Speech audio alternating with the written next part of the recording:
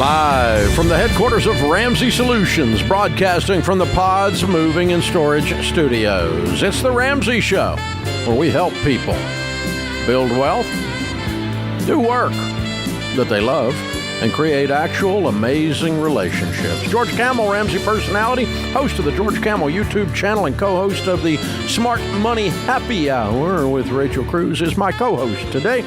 We're answering your questions about your life and your money, and we invite them right now. The phone number is 888-825-5225. Tom's going to start off this hour in Atlanta, Georgia. Hey, Tom, welcome to the Ramsey Show. Hey, Dave, how are you? Better than I deserve, sir. What's up in your world? Well, I have a question for you, and I hope all's good in your world, but I recently sold a company and finally have enough money to pay off mortgages if I wanted to, and I wanted to know, should I do that or should I keep them financed? Mm-hmm. Okay. I have a home under construction. It's a construction loan at 3.5%, which is going to change if I close with them under a 15 or 30-year mortgage to approximately 5.5%. Mm-hmm. And I have the funds to pay it off, and I just needed to know, should I pay it off? So what is that pile of money that you got? It's a nice chunk of change, and to pay off the house, I don't think it would affect my lifestyle. How much did you get, Tom? I'm not allowed to say those exact numbers. Why? Who?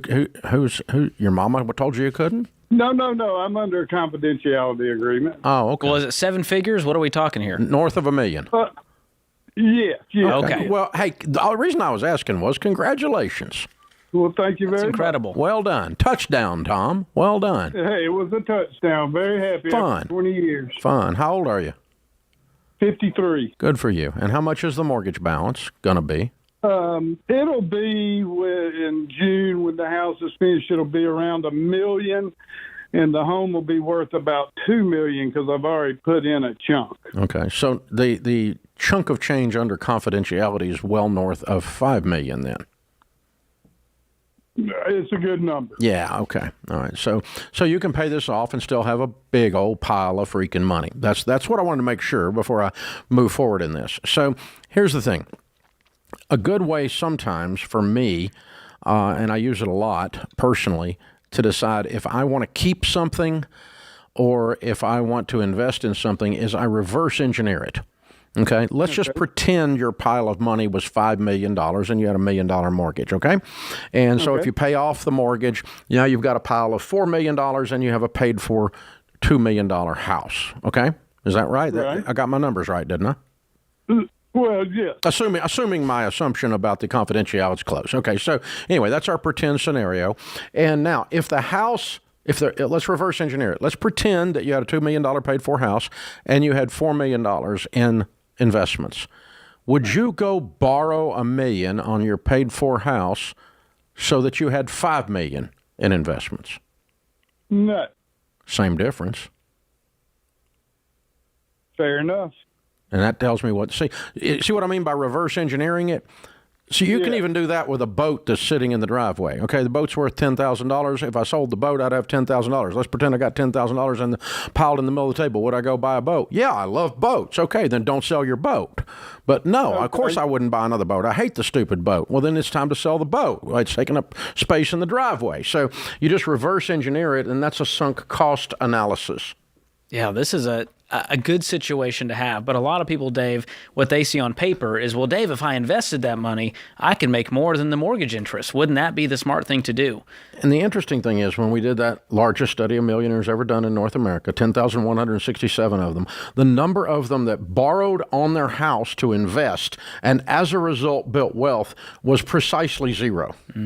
We couldn't find one, not even one, that said, I became a millionaire because I maximized the leverage on my personal residence and put that money in mutual funds. Not one! Well, the millionaire guy on TikTok told me differently, Dave. Well, that's because not all those people tell the truth. Well, he had an online course that was going to show me how to do it. I know, for $3,000. Oh, that's how he made his money, not through leveraging debt. That makes sense. Yeah, It just, if That's why we put stuff on TikTok. I mean, I was going to avoid TikTok. That whole thing drives me nuts. And we just started flooding it with Ramsey stuff to try to flush out some of the sewage. It. Yeah, just flush out some of the sewage. If you just take up the space with clean water, the sewage has to go somewhere else. You know, it's just, oh my gosh. So we thought, okay, we can either ignore this sewage mess or we can just put a bunch of cleanliness in there and, these people. But yeah, I mean, yeah, you watch some of these guys. Honestly, most of you have good walking around sense. If you'll take a second and just watch the body language of a couple of these characters, you can 100% see they're lying. That their scenario is, I have $25 million in mortgages, and he's got a baby on his hip. Oh, you've seen that one. Yeah, that one went viral. Yeah, that one's just so, that guy's so lying. That is not true. You just watch it. Watch his eyes, watch his mouth. I mean, the guy is just, you don't have to be a FBI trained to figure out this guy's not telling the truth, okay? So it's just a straight up lie. So honestly, people, the data that we did in this Millionaire study is airtight. I mean, we used all of the research techniques. We used an outside research firm to make sure we weren't doing confirmation bias. We weren't falling for some of the other research methodology problems you can get into, because we actually know a little bit about research and statistics here at Ramsey. And so this data is so freaking solid that if you don't agree with the conclusions, you're what's known as wrong. So, I mean, you just got to keep that in mind. It's just straight up the truth. Now, you know, the number of millionaires that became millionaires because they bought whole life insurance, precisely zero. Not one. The number of them that leased their cars, because this is what wealthy people do. Now some of them did lease their cars, but none of them told us that it was anything but a mistake. Yeah. Okay, what was the dumbest thing you ever did with money? They would say, I leased a car, I bought a whole life policy. These are the things that kept me from building wealth. It's so much simpler and more boring than you ever thought. It is just put money in your 401k mutual funds. Pay off your house. It's the problem with this stuff. It's too boring, Dave. It's just really boring. We need a sexier approach. Make it real complicated. Do a lot of math on a board real quick. I need a whiteboard, and I need to dance around, and I need to do a double backflip and get a family partnership double twist off the high board, and you have to come up with all this complicated crap because that's what wealthy people do. No, they don't. They live on less than they make. They invest and they pay off their house. And if you want real money, it's what they really do. Build and sell a company. That's the American way. That's pretty cool. Now, that's where most of your billionaires come from. Now, if you want to study the Forbes 400, they're all today billionaires, and that's 1,000 million. That's a different category. That's not a $1 to $5 million. That's 1,000 million. Now, you're not going to get to billionaire with your 401k, boys and girls. Mathematically impossible, okay? But you know, so there's some other tricks involved, some things involved, but none of them are this stupid. But anyone can become a millionaire. It's so much simpler than you think. Listen, social media is where you're getting your financial information. Even though we're on there, I'll just tell you, it's a struggle. This is The Ramsey Show.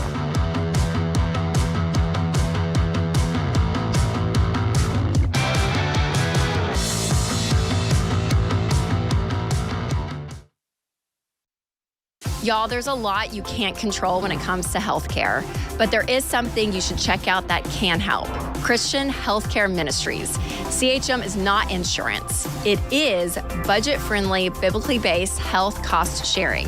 That means a community of members helping share the burden of each other's healthcare costs. They help people just like you in all 50 states. So see if CHM could be right for your family. Learn more today at chministries.org/budget.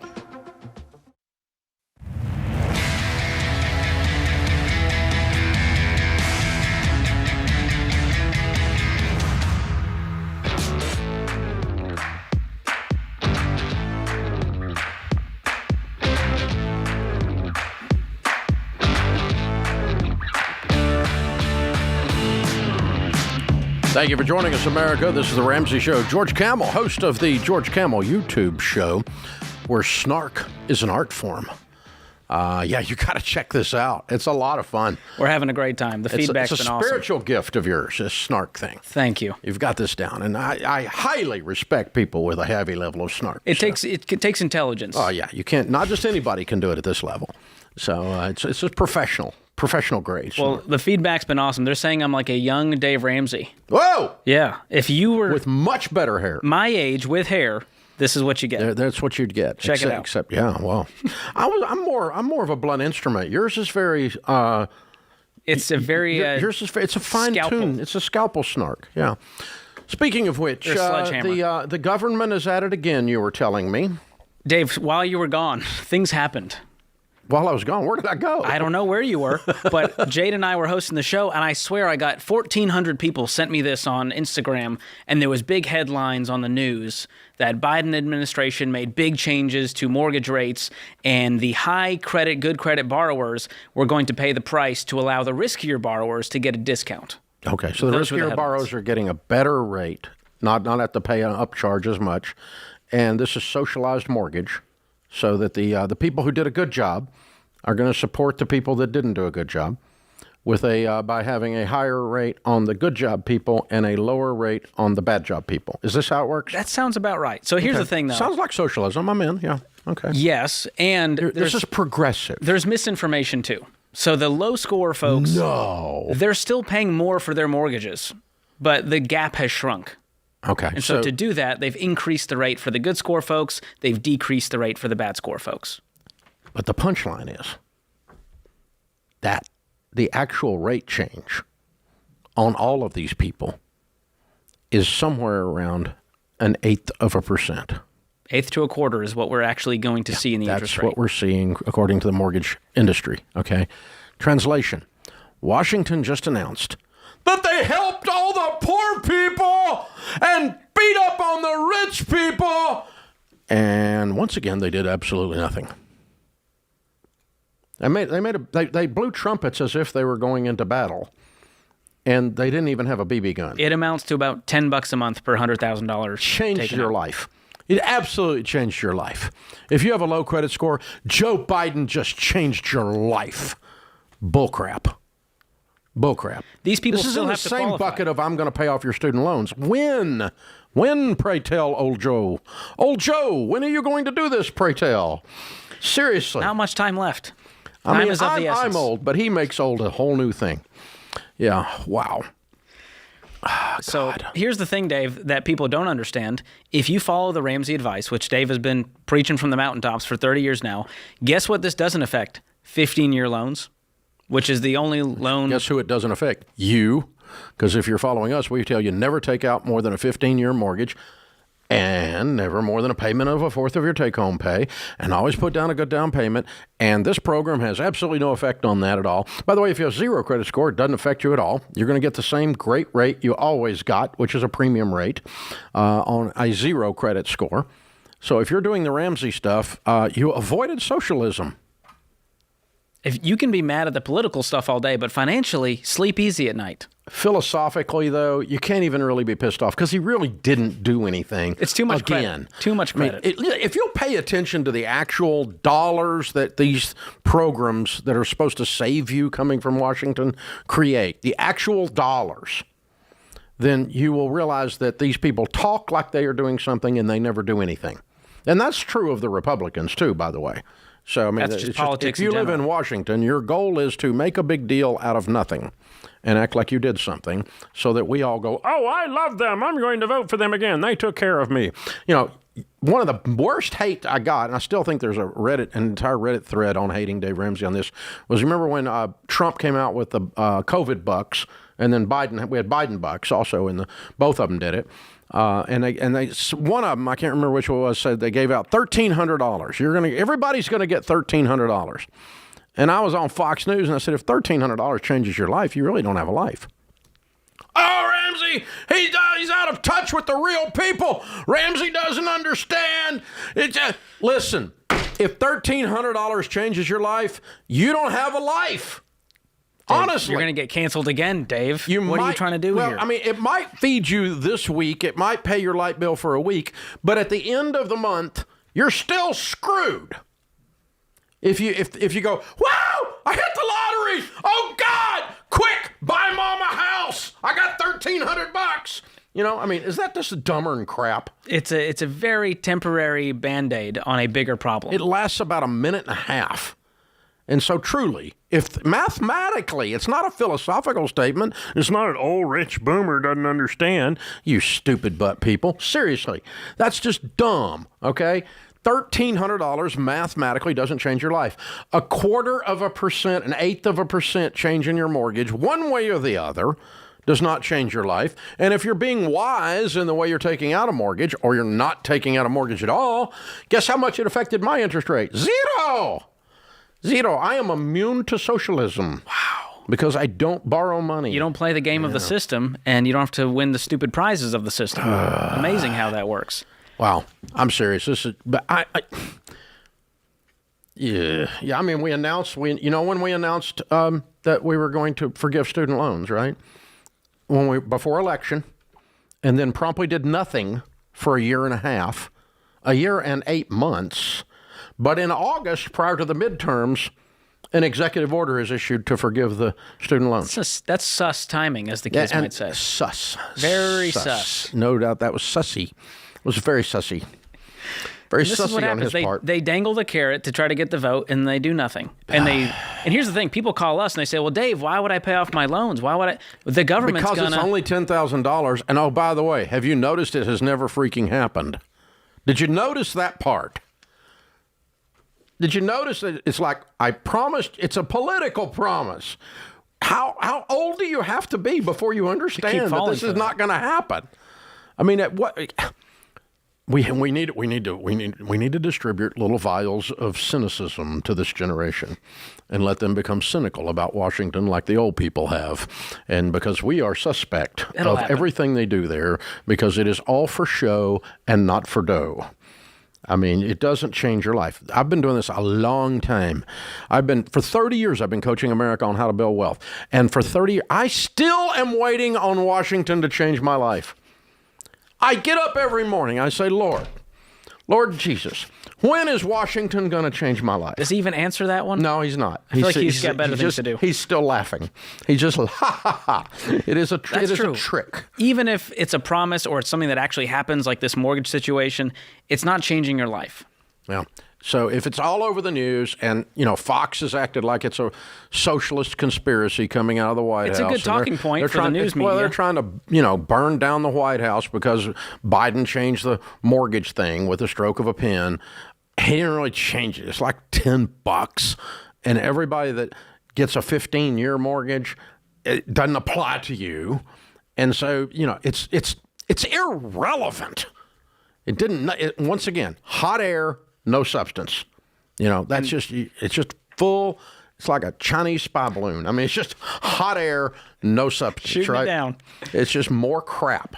Well, and it's more reason to follow the Ramsey plan. Because if you follow it, you don't have to worry about what the next headline's going to be and the next mortgage rate. You just sleep better at night going, all right, I'm going to get a 15-year loan, pay it off. And by the way, Trump easy. didn't get rid of Fauci either. So, I mean, it's not like he's a savior, okay?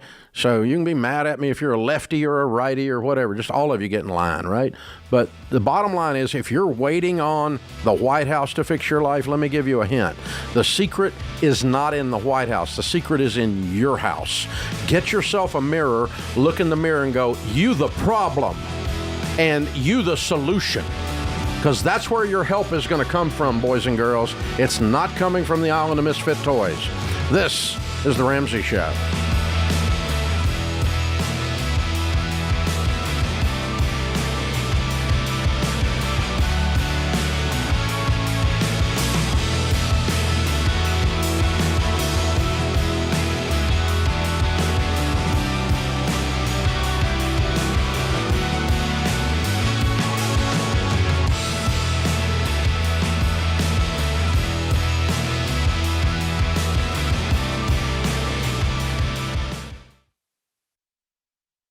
Buying a home is one of the biggest decisions of your life. You need a partner like Churchill Mortgage.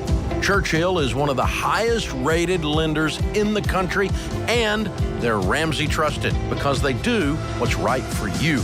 Churchill works with you to build a mortgage the Ramsey way, one that doesn't bust your budget, sets you up for financial success, and helps you get out of debt faster. Go to churchillmortgage.com today and get started.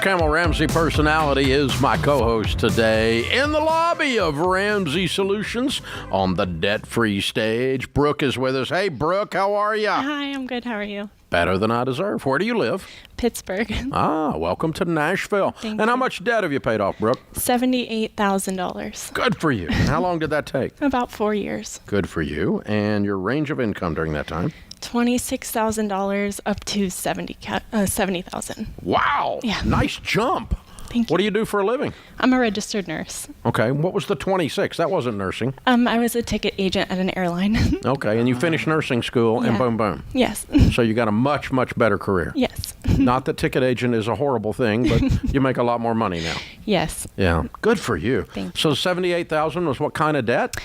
Your typical debt, I started off going to the university not really knowing what I wanted to do, changing my major. So a lot of the debt was about $42,000 of living on campus and old loans.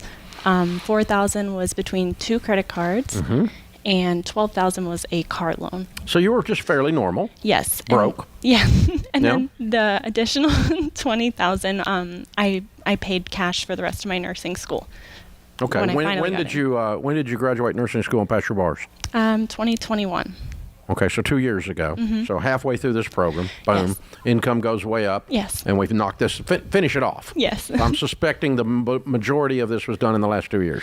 The majority, yes, but I was still working on it when I was making like limited income as well. Good for you. So how'd you get tied into this Ramsey stuff? Well, somebody actually tried to hand me your book when I was working as a ticket agent, and I just, honestly, I set it on a shelf. I was like, "Who's Dave Ramsey?" Why and are you bothering me? Yeah. I was like, "What's trying this to give you a book?" ticket. Yeah, and eventually, like when I was working as an agent, I was just like living paycheck to paycheck. I couldn't keep up with anything. I was always like getting down to zero. That's when I got the credit cards, and I started putting my money on the credit cards and everything. And then I picked up the book again, and I was like, I really need to start paying off my debt. So that's when I started the baby steps, and just worked gazelle intense since then. Okay, so Yeah. you picked the book up, and really that's when it took off. Yeah. So, but you had to get to a point where you felt enough pain to go, all right, I'll try anything. All right, here's this book that's been collecting dust. Let's see what it has to say. Exactly. And it made sense to you. Yes. So a customer randomly handed it to you. Yeah. No They context. did something nice. Yes. Because ticket agents take more abuse than just about anybody on the planet. Yeah, it was a very hard There's job. some nasty human beings when it comes to ticket agents. Yeah, and I was doing it in Washington, D.C., too. Oh, yeah, that'll gather some really nasty humans. Yeah. Okay, some arrogant, nasty humans. Yeah. So I'm serious. I have for $27,000 a year, you took a lot of crap. I did, yeah. Whoa, let's go ahead and just say it. Who were you working for?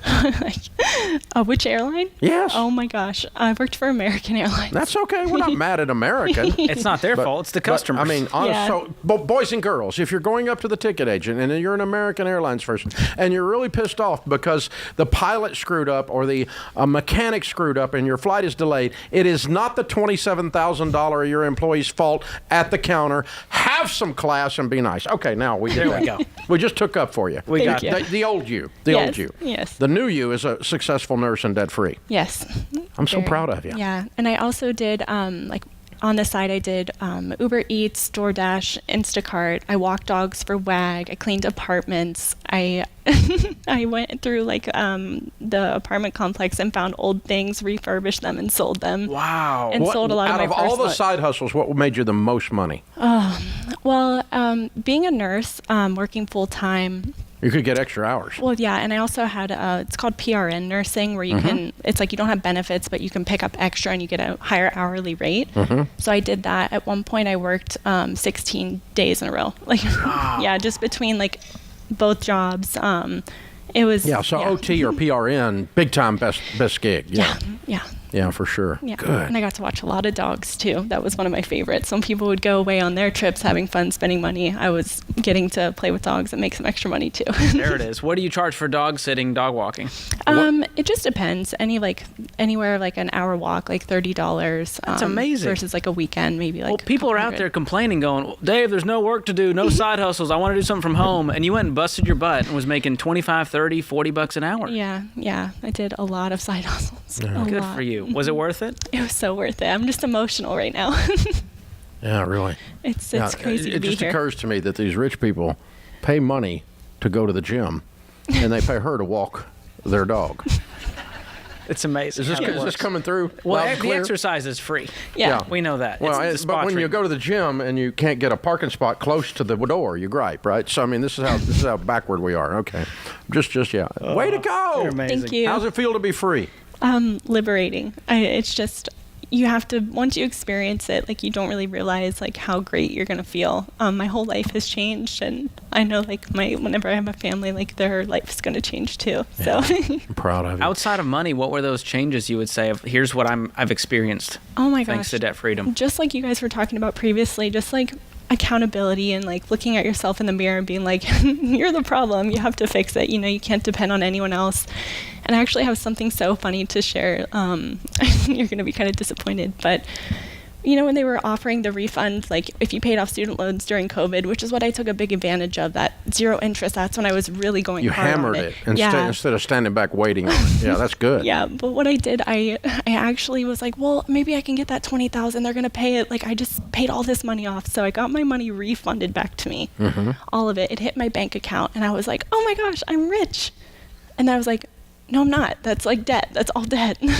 So my loans got reinstated. I had the money back to me, and I just had this like guilt shadow like over my whole body. And I'm like, Brooke, what are you doing? You just spent 4 years like building up this whole new character, like all these like traits that you didn't have before, like the sacrifice, the dedication, the taking the accountability, saying no to people, all this stuff. And I was like, you are paying that debt. So then like once it came back into my account, I was like, don't depend on the government. You have to do this now. Like, they're never going to pay that. And so then the next day I paid it. And I just paid was it like, again? yes. Yeah, I did. You got 2 dead friends. Yeah, I did. Yeah, because Wow. That's good. That's good. I like that. They're not going to Good- pay good it. for you. Yeah. Well, Yeah. you changed who you are, and so you changed the way you talk to yourself. Yeah. That's what it means. Nothing's going to stop you now. Yeah. Being No accountable. challenge. No. You're amazing. Heard Dr. John Deloney the other day. He said, if anyone talked to me the way I talk to me, I would hit him. Yeah. Yeah.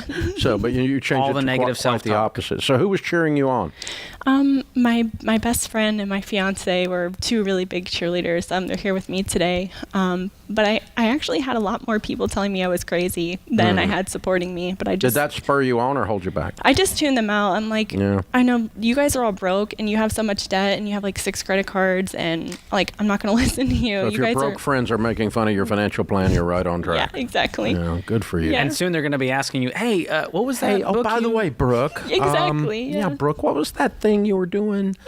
Yeah, The good for total you. money makeover. Yeah. I've tried so much to talk about it, and people just be like not wanting to listen. I'm like, if I could have took the younger me when the person like handed me the book, I probably would have like had them smack me in the head with it. Like, can you just follow these steps, because your life will change. Like, it will truly change. Yeah. We're not recommending smacking people with my book. Okay? Violence. Yeah, Like, we, learn this. we already get accused of thumping the Bible. We don't want to thump Brooke. Okay, now, good job. Listen, well done. Hey, we got a copy of the Baby Steps Millionaires book for you, the Total Money Makeover book, and so you can hand those out, and a subscription or a membership to Financial Peace University. If you've not been through that, go ahead and go through it. If you have, then give it away, and we want you to continue on this journey and become a Baby Steps Millionaire, and then we want you on the Baby Steps Millionaire Hour. Okay? You're going to be there. You're going to be there. I'm proud of you. How old are you? I'm 30. Excellent. Very, very well done. All right, Brooke from Pittsburgh. Partly ticket agent, partly successful nurse, partly a dog walker. $78,000 paid off in 4 years because she changed Brooke. I'm so proud of you. Count it down. Let's hear a debt-free scream. 3, 2, 1. I'm debt free!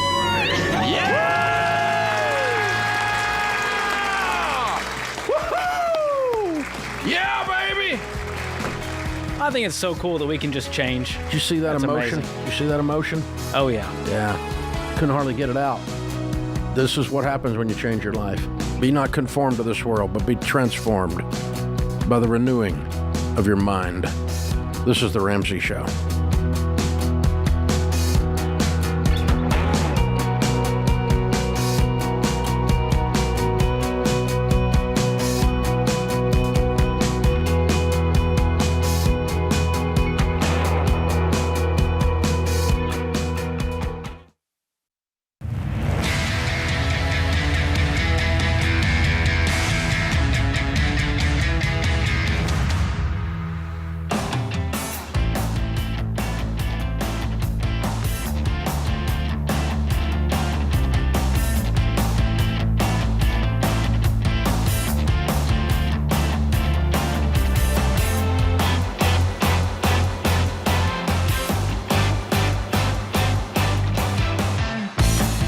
Paying off debt smart, saving and investing is smart, being generous is smart, protecting your finances from emergencies.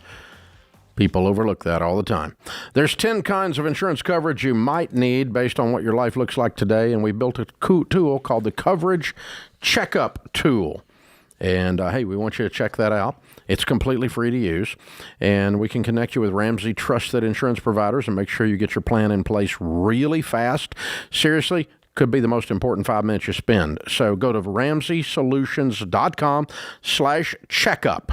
It's a free 5-minute program, the Coverage Checkup Tool. Make sure you get rid of the gimmick insurance and keep the right kinds of insurance and don't overpay for the right kinds of insurance. But, hey, you got to play defense and offense to win the game. Insurance is defense. So not having that will break your butt. RamseySolutions.com/checkup. Also, ladies and gentlemen, a whole bunch of you are new to the show. We know that based on our ratings increase and our rankings increase as well. So thank you for joining us. We're glad you're here. And if you're having trouble maybe understanding some of the, I don't know. Vernacular? The vernacular. The lingo? The Ramsey tribe lingo. Then, hey, we'll teach you baby steps and debt snowballs and all that kind of stuff. Go to RamseySolutions.com, click on the GSA, the Get Started button. The Get Started button. It is free, and it will get you some help and show you where you are and where you can go next and all that kind of good stuff. Bill's in Chicago. Hey, Bill, welcome to the Ramsey Show. Hey, Dave. Hey, George. Thanks for taking my call. Real quick, just wanted to say thanks for what you and your team do. It's truly life-changing. Well, thank you, sir. How can we help? Yeah. I have two questions. They might be related, but because I'm a little older, we're maxing out my 401k. Should we keep doing that or do step 6 kind of as written? And how much should we put toward college savings? What's your percentage right now going into your investing? Right now, about 25% of gross salary. Okay. So if you dial that back down. How old are you? 50. Oh, I'll be 50 next month. Oh, you're ancient. Okay. Time is running out. Where's your nest egg at right now? Total retirement is $173,000 thereabouts. Okay. So if we dial that back, let's say to 15%, how much more money would that give you every month to put away for college and throw at the house? That would give me an extra about an extra $1,500 a month. Okay. Yeah. And so voila, we just funded college and started paying down the house. Because you're going to be okay. Sure, you're going to be okay on your wealth building side, but you need to get the house paid off.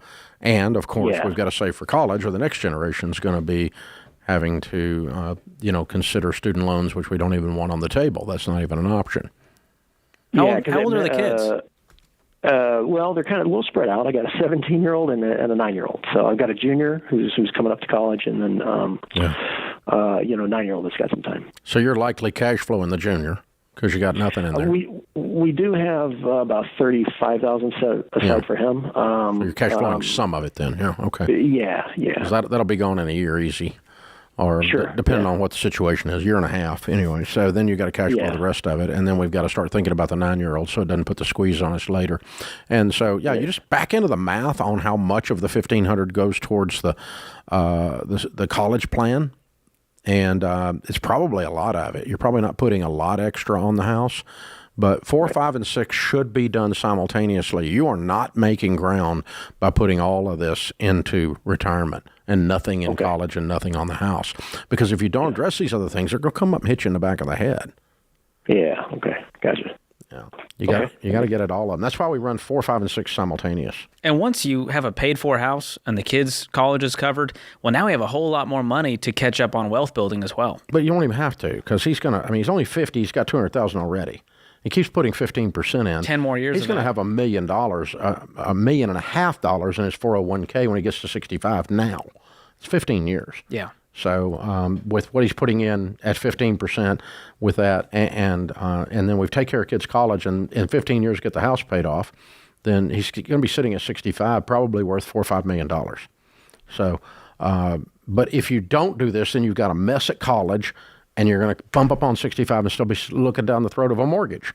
And so that's why we do this way. We've actually developed the system, as he said, by the book, but the book is not just some random series of thoughts. It's highly developed and polished over 30 years of helping 10 million people. In our Millionaire study, we also found that they got paid for houses, and they paid off fast. They don't pay it off in 30 years. Right. They pay it off in average of 10.2. Exactly. Susan's in Chicago. Hi, Susan. Welcome to the Ramsey Show. Hi, thank you very much. Sure. What's up?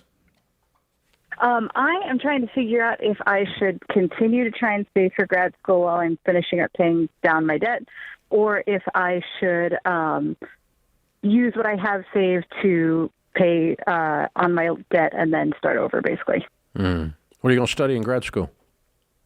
I would like to go away to study curation and conservation for probably art history. Could be human artifacts, too. And that's going to cost what? When I do the research, it looks like it can range between $20,000 and $30,000, depending on the school. Okay. This sounds like it's a passion area.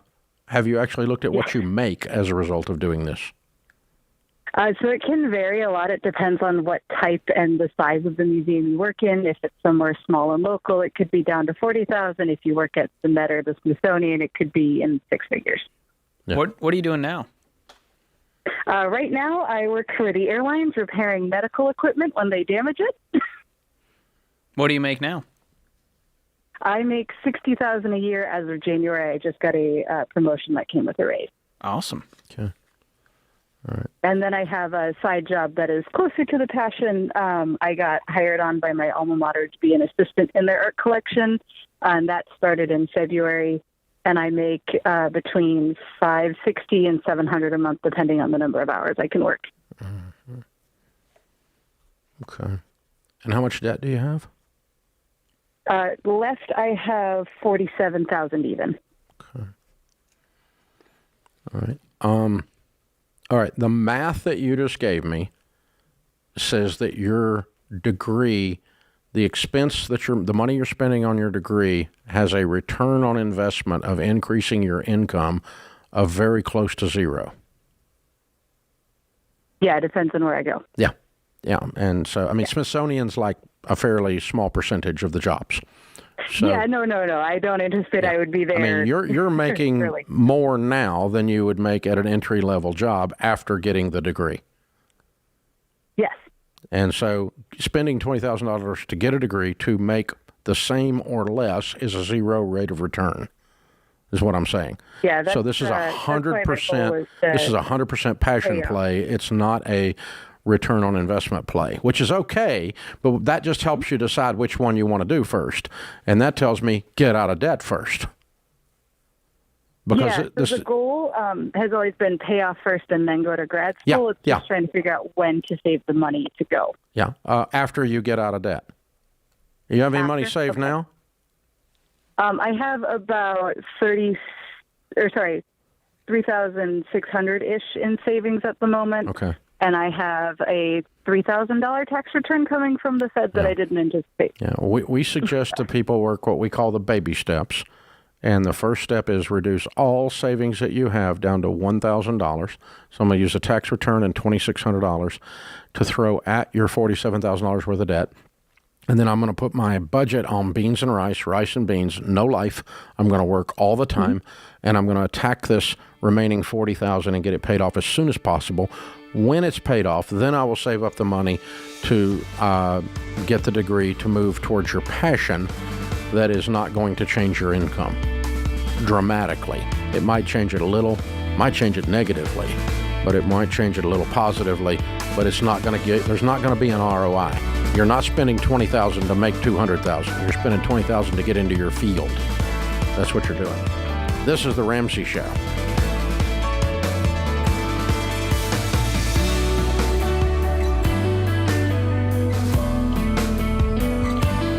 Hey, George Camel here. If you love the show and you want a deeper dive on your money journey, we've got a weekly newsletter that gives you helpful articles and tips on following the Ramsey way. Just go to RamseySolutions.com today to sign up for the newsletter. Again, that's RamseySolutions.com to sign up for our weekly newsletter.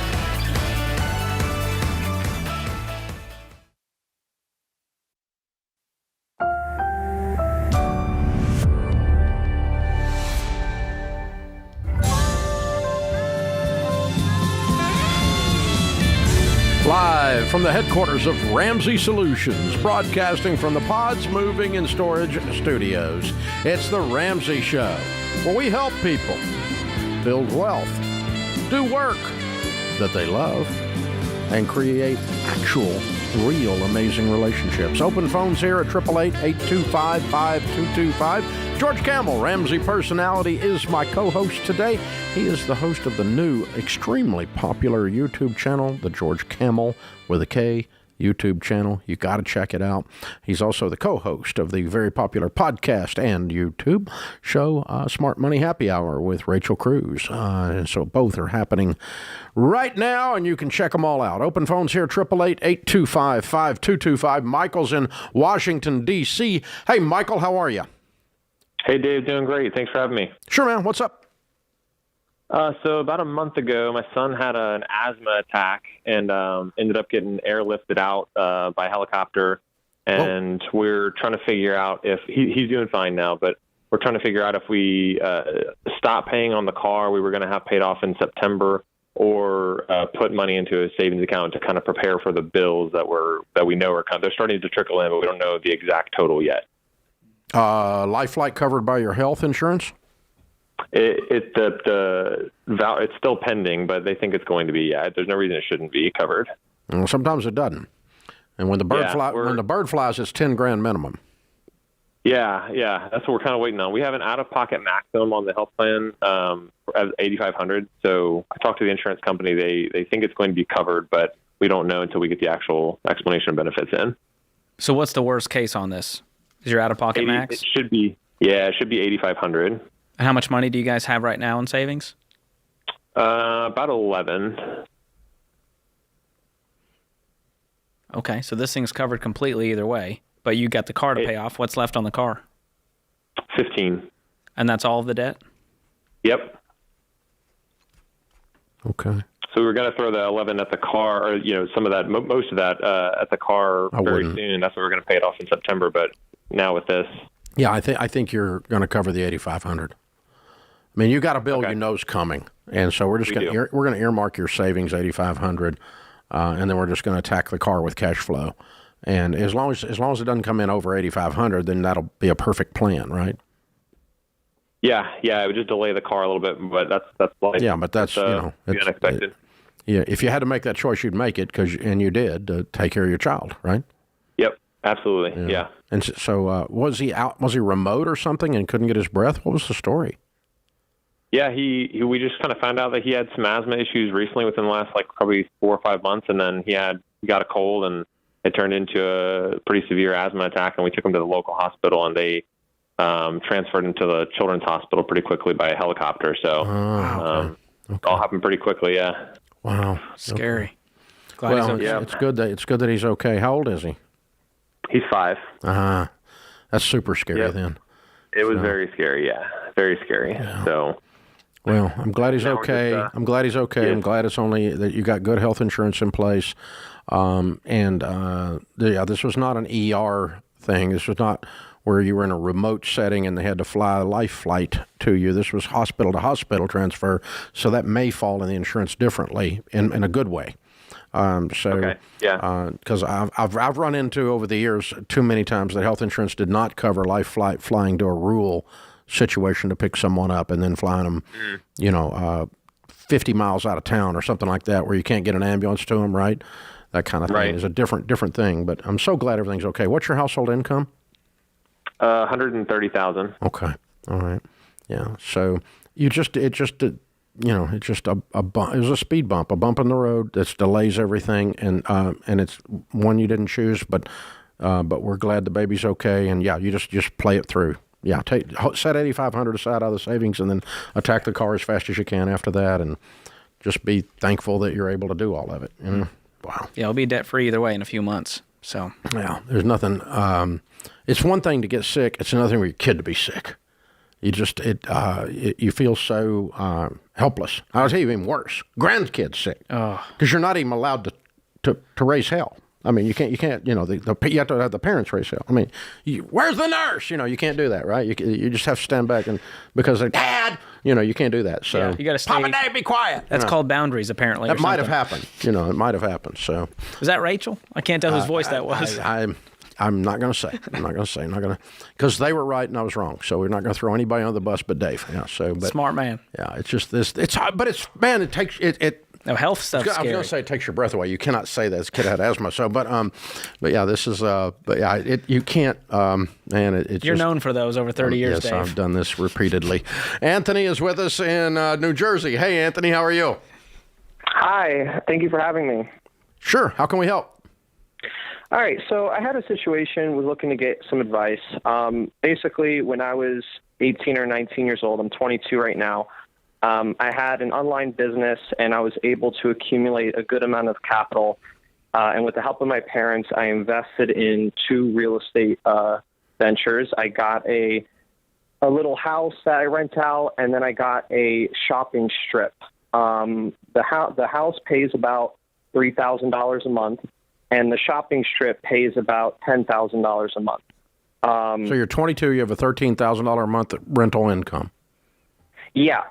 Good God, how much money did you make with your online business? I would say about $2 to $3 million. Wow. So impressive. And bizarre. Yeah. So, wait, say it again? Sorry. Impressive and bizarre and wonderful. Thank you. So my situation comes where next year, the mortgage I got, it was about... You got $2 to $3 million and you took out a mortgage? No. So right now, we paid about $850 for it. I put $400 down, and then the rest we did a private mortgage. Where's the rest of your money? Oh, hold on, I'm going to get to that. Okay. So, all right. So, like I said, we paid $400 for it. Down. And then we put down, and then we put the rest in the mortgage. Mm-hmm. And the mortgage will be paid off next year. Mm-hmm. So after that, like I said, the $13,000 will be completely, no payments, no debt, no nothing, because the house I mentioned, we paid full in cash. Okay. Now, when I was talking about the $2 to $3 million, I was just taking into account like all my assets, because from 2019 when we bought the property to now, it's gone up that much. Just looking at but your online business, how much did your online business make? Okay, online business, it was about like $800,000 to $1 million. Okay, and you used $400 for the down payment here, and you used some for the other. Where's the rest of that money? Taxes? I have $100,000 in cash. Okay. I have about $50,000 in stocks. Okay. And what's your question then? What do you want to do? So my question would be, since I'm very young, I'm very grateful for the guaranteed monthly income, but I was wondering if it would be a good idea to maybe once the private mortgage is paid off, to take out another mortgage on it and try to do something else. No. You've got good money. You have a brain, an unusually good brain. Use it, and keep your properties paid for, and let that be your base of operation. Do not take out another debt.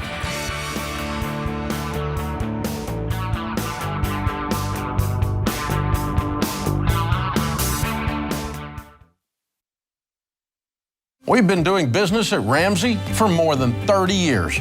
By now, we're a well-oiled machine, but it wasn't always that way. Yes, we've always had a vision, always had determination, and a drive to help people. But what we didn't have was one central place to access all our numbers so that we could get further ahead or quickly see when we needed to pivot. We were always jumping back and forth between different systems and spreadsheets. So when NetSuite by Oracle helped us wrangle our revenue, inventory, expenses, and more into one place, it was a game changer. And NetSuite's #1 cloud financial system can help your business gain the same visibility, because businesses thrive on timely data. And NetSuite's real-time analytics can help your business have immediate access to your numbers daily, so you always know where you stand and you can move quickly. So go to netsuite.com/Ramsey today and set up a free product tour. That's netsuite.com/Ramsey.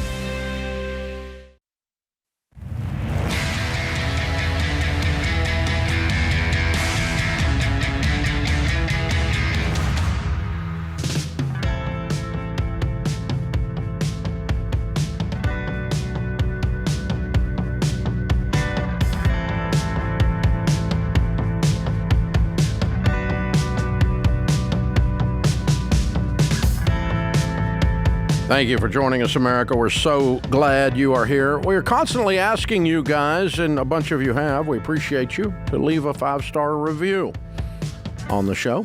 It helps with the algorithms. And also, of course, we invite you to share the show. Click the share button or share a link or tell people where you listen to it on the radio or whatever it is. And it's always a good idea, too, to follow the show. Click the follow or the subscribe on YouTube or on the podcast. All 3 of those help us a bunch. And we got a 5-star review in. We've gotten a bunch of them in, but this one caught our team's attention. I must admit, being left-leaning from the West Coast my entire life, listening to The Ramsey Show came as quite the culture shock. That's funny. It was hard for me to not immediately associate the tone of the show with a laundry list of cultural values I've been conditioned to avoid. I kept listening anyway because I love Dave's straight talk. It was super refreshing, and after a while it was obvious he's in fact a really kind, brilliant person that just wants to instill some fiscal common sense back into our society. What I love most is how he talks about the importance of stewardship and how it's not just about the money. It's about how your money can help the world. Amazing stuff. Jumping past some of the personal story, then listening to these episodes makes me acknowledge that I just need to be accountable for my poor decisions and stop feeling helpless. I can get myself out of this situation, and it shouldn't even be that hard. I just have to make some common sense, tough choices and go without for the next few years. Hi, my name is Eileen, and I am irresponsible with money. I'm ready to put the work in and be accountable for my own actions, and I will win at this game of life, passing these values down to my young kids. Thank you to the bottom of my heart for Dave and the entire team for achieving what my parents have failed to do my whole life, getting me to be fiscally responsible. Wow. That's very nice, Eileen. Thank you, Eileen. Thank you. Yes. Very kind. I love that. We appreciate You're bringing it. both sides of the aisle together, Dave. Yeah, that's Look me. at that. I'm all about unity. That's me. That's amazing. No, I'm honored. I'm very honored. Very nice. I'm glad we are honored. It's the whole team here. It's a team effort. Open phones at 888-825-5225.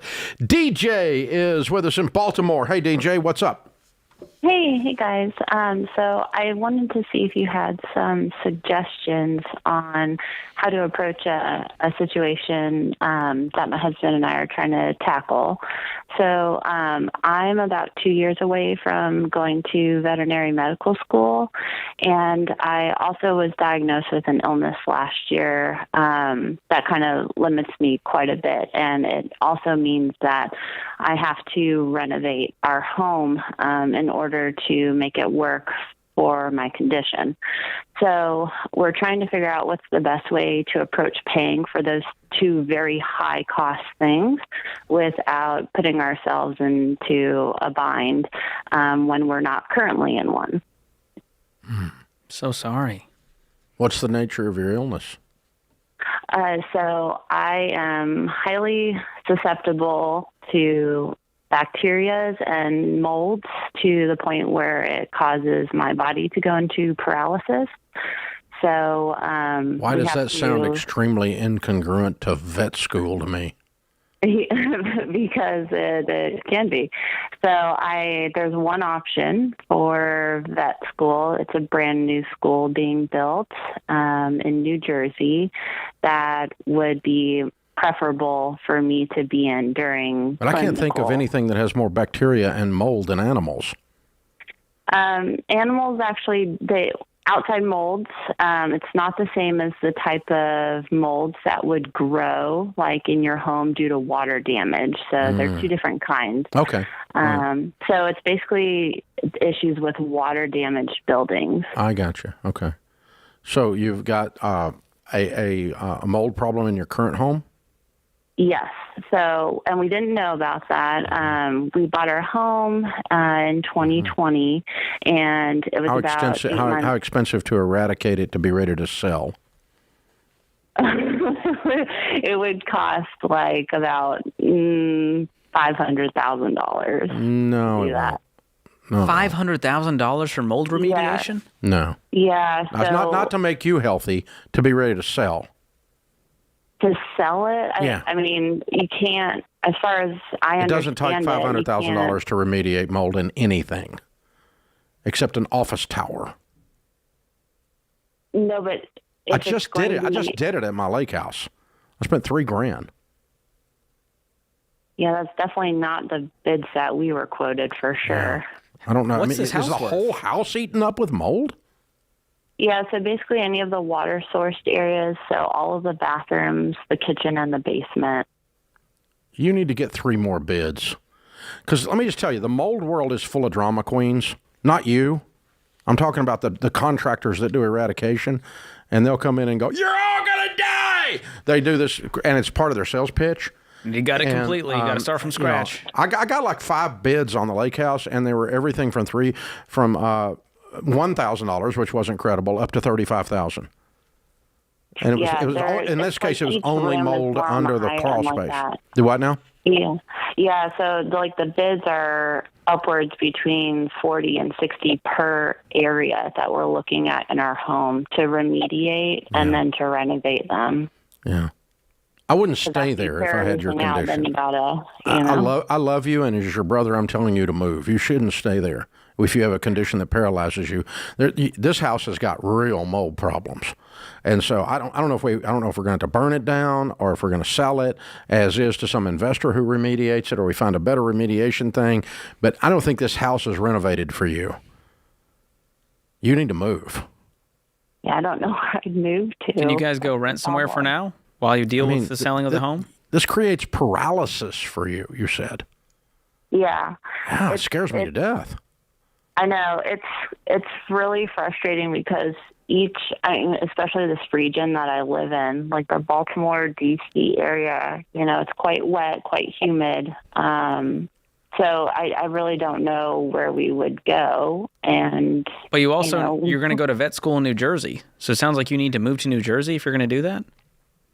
So it's a part of New Jersey that's closer to where we live, so it's commutable for me. Yeah. So you've established here if you're going to go to this vet school, you're going to stay in the area. Yeah. It's okay. And every house in Baltimore does not have mold. You know that, right? I would hope not. But come on, DJ. I would hope not.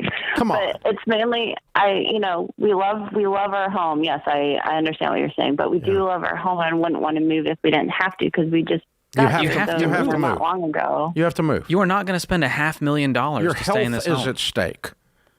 And this place is apparently rotting down with mold. I mean, you can't stay there. And there are other houses in the Baltimore area that don't have mold. We live in hot, damp Tennessee, which is worse than cold, damp Baltimore for mold. It's like mold is a way of life in our area. It's everywhere, and it's not everywhere. It's not in every house. My current home does not have mold. My lake house got some underneath, and it was $3,000 to eradicate it. So I mean, it's but you've got to get. And I've got a bunch of rental houses, and we've had a couple of those we had to do some work on. But I've never had one that was completely rotted down with mold. That is not so. And I have had some contractors and some tenants that thought that it was, because the drama around this is it's never ending.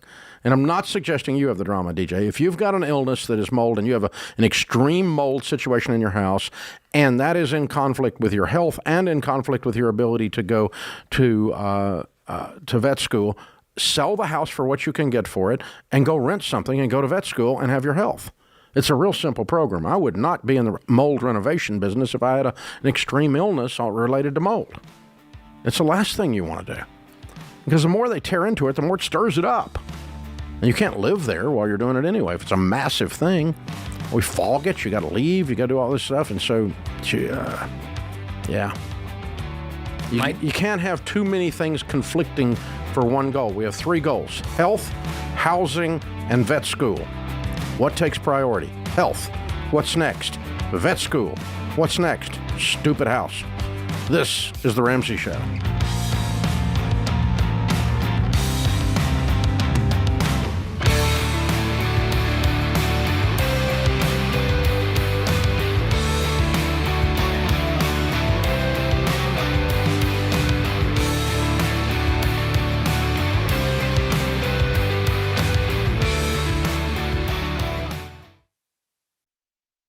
If you're like most people, your home is your most valuable asset.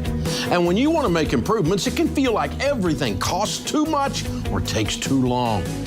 But something as simple as custom window coverings from Blinds.com can completely change your space and add value to your home. We've recommended Blinds.com for over a decade, so you know you can trust them. From blinds, drapes, and shutters to motorized shades, they make it easy and affordable to upgrade your entire home, and their team is ready to help with everything from design consultation to measuring and installation. Plus, there are never any misleading quotes or hidden fees. Everything's backed by their 100% satisfaction guarantee, and shipping is always free. See why Blinds.com is the #1 online retailer of custom window coverings. Go to Blinds.com now and save 45% off selected products. Visit Blinds.com today for more info.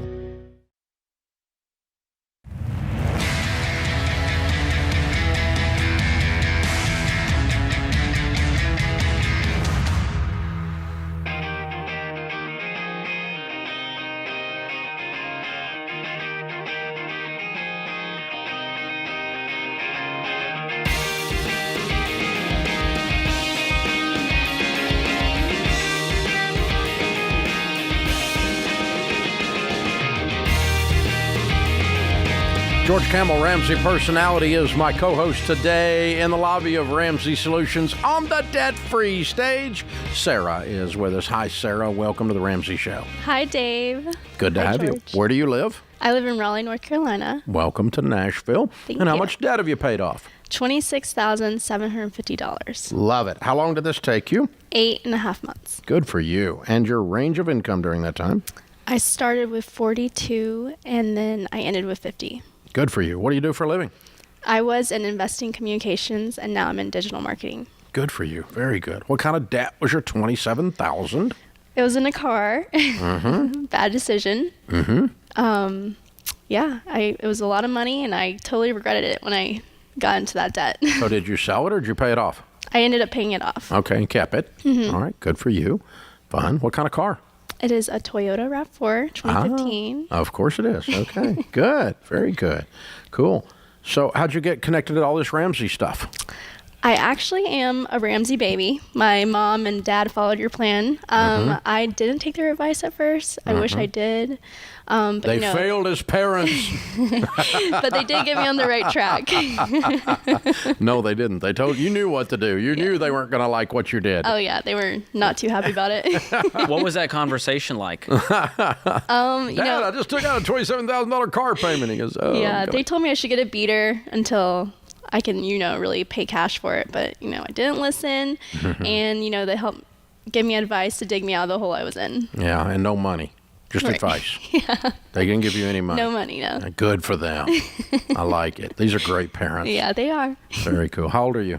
I'm turning 26 in June. Okay. Did you learn your lesson? I did. Never a car payment again. Never again. You're going to be a millionaire. Exactly. If you stay away from car payments, you'll be a millionaire. I will. What was your car payment? It started off around 600 and then Oh. yeah, so then I ended up putting my savings down on it, kind of followed the plan in the book, and then I brought it down to around 300. Okay. That's a significant portion of your take-home pay at that point. Yes, it was really bad. And that's when you went, I did dumb. Let's undo this. Yeah. I did have a good bit saved up because, my parents really instilled in me that I need to save. I graduated college debt-free thanks to them following your plan.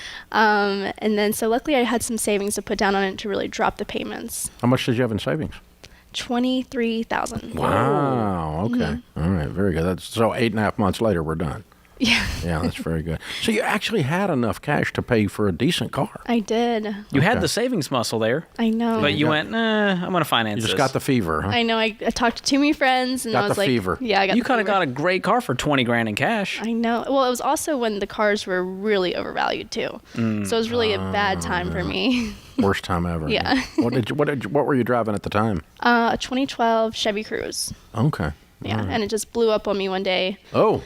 And And then you went to drama mode and said, I need a new car today. Yeah. I got to finance a $30,000 car. yeah, I made some bad decisions. Yeah. Hey, I'm proud of you. Thank you. We're giving you a hard time, but everybody's done a whole lot dumber things than you've done. Yeah. The good news is you did it at a very young age, and you learn your lesson. You never go back, and you have parents who didn't bail you out. No helicopter blades in the background here. Right. No one. You let you lay in your mess and clean it up, and you did. You became like a full-grown woman and did your stuff. Way to go. How old are you again? I'm 25, turning 26. You're smart. Way to go. I'm so proud of you. Thank you. Very well done. How's it feel to be free? It feels amazing. I actually had to get a new tire the other day, and I wasn't freaking out because I had money to pay for it. Yeah, like one car payment will buy tires. Yeah. Yeah, one of the old car payments anyway. Yeah. Good for you. Yeah. Very cool. Okay, now that you've gotten out of debt, you've got a 24-year-old listening that all of these 23-year-old listening, 24, that their stupid friends are telling them to go buy a car on car payments. When they got the money and savings to buy a $15,000 or $20,000 car, what would you tell that person that was you back then? I would say do not go into debt Why? over a depreciating asset. Why? Why? Because it's a waste of money. Okay. Yeah. It'll drain your bank account. And it stole your peace. Yeah. It what little bit of fun it was all taken away by the weight, wasn't it? It was, yeah. The weight, the heaviness, that weight, not having to wait patiently in line, but the heaviness of it. Yeah. Right. Way to go. Wow, very good. And the secret to getting out of debt is what? A lot of side jobs. I found a lot of side jobs doing like walking dogs, pet sitting, house sitting. I did some freelance work in addition to my full-time, sticking to a budget and paying cash. Wow. Good for you. Mm-hmm. Well done. Well done. Now mom and dad are smiling. Now they're smiling. Oh, yeah. Yeah. Well, now it's gone. It's all going good now. Well, most people listening are going, gosh, I wish I figured this stuff out when I was 25. And you're feeling like, I wasted all this time. And you got so much time left to make good decisions that will far displace. There's a 37-year-old listening that we've still not convinced. They're not convinced. They're about to go get a new car. They're going to be 42 before they catch on. Oh, my goodness. Yeah. Way to go. Good job. Yeah. Very good job. Very good job. Hey, we've got a copy of the Baby Steps Millionaires book for you because that's your future. That's where you're headed. I promise you are. $600 a month. You know how fast you'll be a millionaire? Real fast. Just investing that. It's serious money. And Total Money Makeover book as well. Hand that out to one of your friends and go, don't do it. And, the same stuff your parents did. But, yeah, that's okay. So it's smart, very smart. And a Financial Peace University membership. Have you been through the class as an adult yet? I have not. Good. Ooh. Could take it and go through it. Okay, I will. Go through the 9 lessons, and because it'll help you accelerate your process into millionaire now. Because you got the basic debt stuff figured out, and the budgeting and the hard work and the extra jobs part. So now we just blow through, make sure you get the emergency fund in place, and let's get that compound interest working for you. At 25 years old, you could be worth $10 or $15 million at retirement. You really could. It's very, very doable. Because you got the right start. You got this in the Financial Peace, baby. You got everything going. 40 years of investing in compound interest. Yeah. It's very much possible. The two books and the Financial Peace University membership is the Live and Give bundle. That is, people buy it all the time. It's a box that comes, and you can take a book out for yourself, give a book to a friend, take Financial Peace, or give it to a friend. So it's Live and Give. It's for both things, and so we'll give it all to you. Thanks for making the trip over from Raleigh. You're inspiring. You're a wonderful young woman. Hey, thank you for having me. I'm Very so well blessed. done. And your mom and dad are over there grinning like they know you're not going to move in their basement. Yeah, it's great. It's amazing. So very cool. Very cool stuff. Good stuff. All right, it's Sarah from Raleigh, North Carolina. She paid off the car she shouldn't have bought, and she learned a lesson in the process. $27,000 paid off in 8.5 months, including using some of her savings and walking dogs. $42,000 to $50,000 income. Count it down. Let's hear a debt-free scream. All right, 3, 2, 1. I'm debt-free!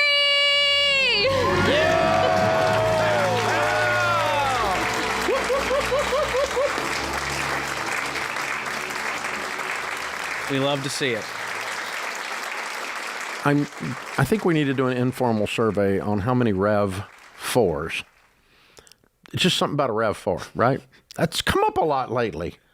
A lot of calls I've taken. It's a very popular vehicle. For young, broke people. Yes. And it's one they go, well, it's worth it. It's a safe, reliable, great car. I'll have a long time. I'll finance it.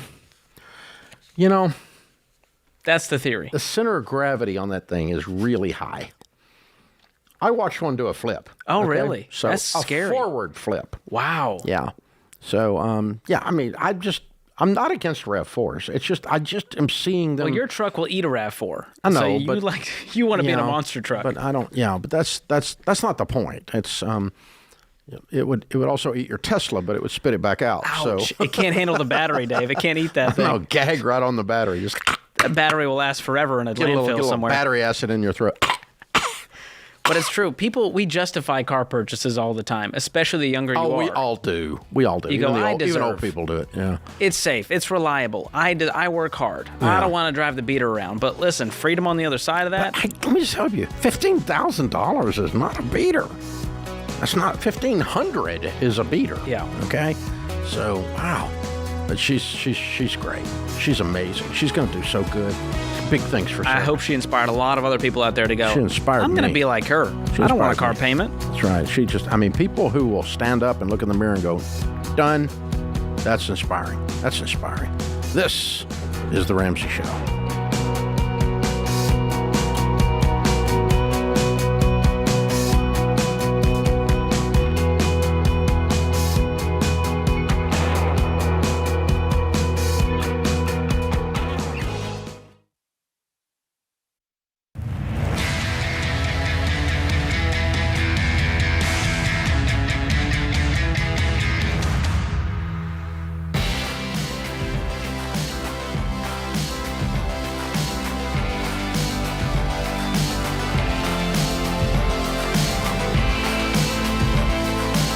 George Camel Ramsey personality is my co-host. Okay, let's clear something up. If you listen to the show for 10 seconds, you know we hate debt.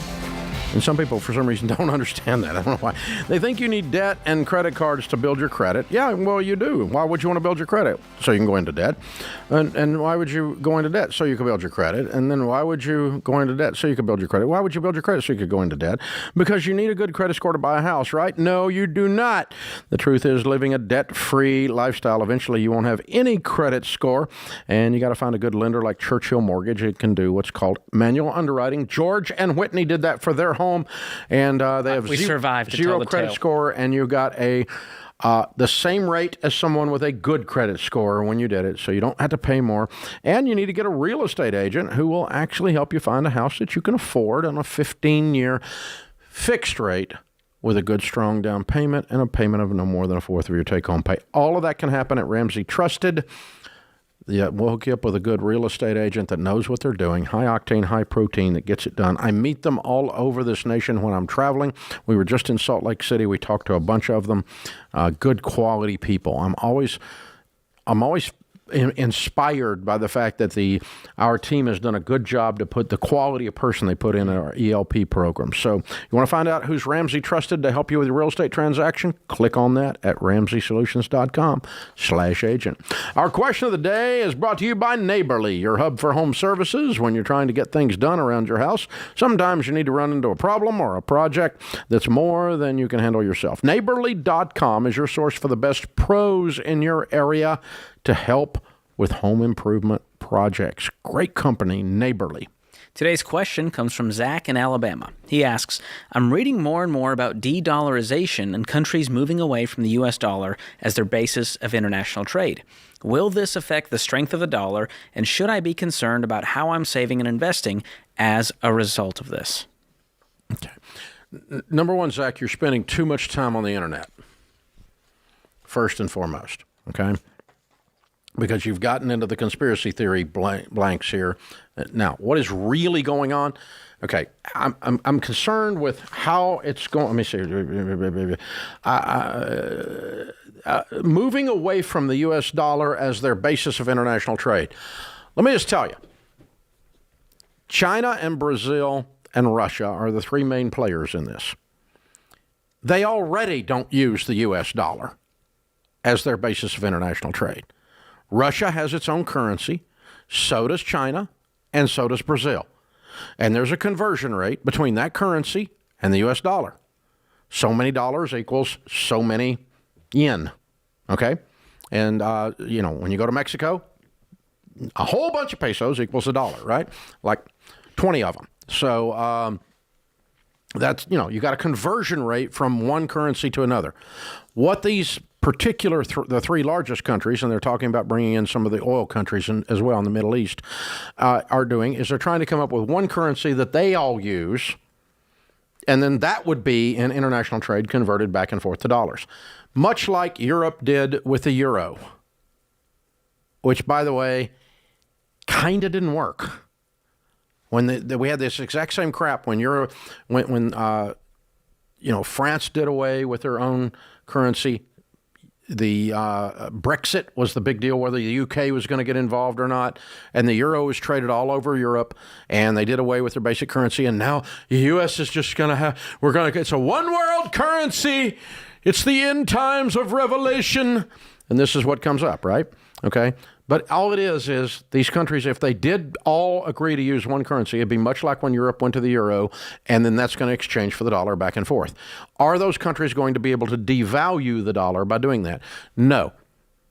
Because while they do take up a lot of land mass, they do not take up a lot of the gross domestic product of the world. The United States still is the vast majority of the gross domestic product of the world. Still. China is big. Russia is basically horrible. And Brazil is a failed economy like times 10 and is tiny as far as economics go. In other words, like I suspect, I haven't looked it up, but I suspect Texas has a higher GDP than Brazil, as an example. For real. I'm not kidding. I haven't looked it up, but I bet you that's true. Look it up. I know it's got a higher GDP than Egypt because I looked that up one time. I know it's got a higher GDP than Sweden and about 5 of the other countries that were talking about natural gas crap a few years ago because I looked that one up. And that was going to be the end of the world and they were going to take over. But they're tiny but little countries. And so when you put them all together, they don't have the muscle to take down the dollar. They just don't. Mathematically. It's arithmetic, you can't, they just don't have it. Now, what they are going to do, if they all do put it together, it's not a de-dollarization. It's not doing away with the dollar. They've created their own currency. They're still going to have to trade with the 800-pound gorilla, which be us. Okay. And you're going to have to trade with us in dollars. So you're going to, whatever little currency you create over there in your little fantasy world that you live in, you're still going to have to trade it for dollars. So it's not going to take down, the dollar's not going to be worth anything, and I don't know how to invest because it's going to collapse because freaking Brazil. Brazil? Seriously? Brazil? I mean, when you look at the math, it's humorous. I mean, and Russia we always think of as like, in the Rocky movies or something, like they're going to come bomb the United States or whatever and all this stuff. But when you look at even though it's a huge landmass, their economic production is pitiful. It's pitiful because communism sucks. And so it just doesn't create a lot of gross domestic product. And so really when you get into it, that's what you're going to find. So am I worried about this? Absolutely not. Absolutely zero. Should you because be Russia is pitiful. China has no labor force. Their labor force is aging out because they stopped having babies legally. And so they have no young labor force coming on. So about several economists are predicting that their economy is really going to be in deep doo-doo in 20 years because there's going to be nobody to work, nobody to do the work. And so all the stuff that China's creating right now, they're not going to have anybody to do it. And so this is a lot of just fear-mongering, and it gets clicks and views. And so the media loves to spin this. It gets a lot of clicks and views. But should you be concerned about how you're saving and investing? Nope. No, I wouldn't change a thing. Nope. I wouldn't bet against America. Long term, it's a bad move. And it's not arrogance. It's math. It's not like I'm blinded by the flag or patriotism. That's not it. America does some stupid butt stuff sometimes, but even when we do it on scale. I mean, it's like. It's like, come on, man. So no. Listen, I'm old and I'm getting tired. Because when I first started, there was like a conspiracy theory that the world was... You've seen them all at this point. There's a guy, here's one. I was telling a friend of mine. A friend of mine was asking me about this the other day, and I said, my answer to him was, I read a book in 1982 called Bankruptcy 1984. It was predicting the end of the U.S. economy in 1984. It was written by an economist that was brilliant named Peter Grace. He was in charge of the Grace Commission in the Reagan administration. And they were studying the increasing national debt, and that the national debt was going to cause the economy to collapse, which I think the national debt's stupid and out of control, okay? But this guy said it's going to hockey stick, and the monetary policy is going to turn upside down. We've sucked all the cash out, used it for government stuff, and the economy's got no cash to operate on, and so it's going to collapse in 1984. Apparently wrong. Dang. And then another friend of mine wrote a book called Coming Economic Earthquake. Didn't happen. And then another guy wrote a book, talked about the collapse of the economy. And then another guy wrote a book. Well, then we had Y2K. There's a lot. Oh, and the Y2K was going to collapse the economy. And then then when the planes hit the towers, the economy was not going to recover because 3,000 people died and 2 towers fell in New York City. So the entire U.S. economy was going to collapse as a result of that. And that went around for a while. And then Silicon Valley Bank. The economy's going to collapse. That tiny little bank over in San Francisco that no one knew what it was except venture capitalists has the power to bring down the entire U.S. economy. It's just asinine. At some point, it's like, okay, George, if I ever write the book on the end of the economy, would you please smack me? I'll do that. Okay. Just make sure you plan it till long after your death, so we can't blame you for it in person and go, no, boo-boo. No, you were wrong. You would anyway. You would. There you go. I know he's dead, but he was stupid. No one's going to say that about you, Dave. Yes, they will. They say it while I'm alive, so probably while I'm dead. This is The Ramsey Show.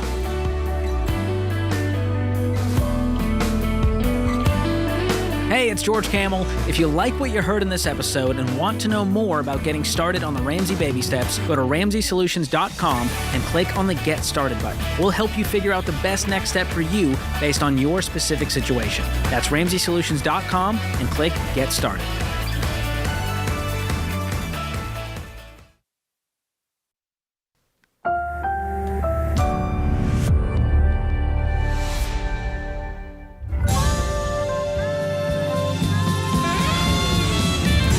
Live from the headquarters of Ramsey Solutions, broadcasting from the Pods Moving and Storage Studios. It's The Ramsey Show, where we help people build wealth, do work that they actually love, and create real, amazing relationships. George Camel, Ramsey personality, host of the popular YouTube channel, George Camel, Camel with a K. Check it out.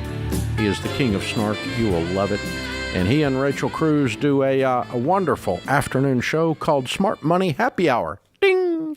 Yeah, they might have a drink on the show. So you need to check them out. And they get rather funny after they drink. So check them out. Sharon Ramsey loves it, and that's the only review you need, America. That's it. That's all you need to know. It tells you everything you need. And Sharon listens to it, and she doesn't listen to this show. So wow. We know that that's there. So there's some hurt feelings to my left. I think there's bitterness here, but it could be.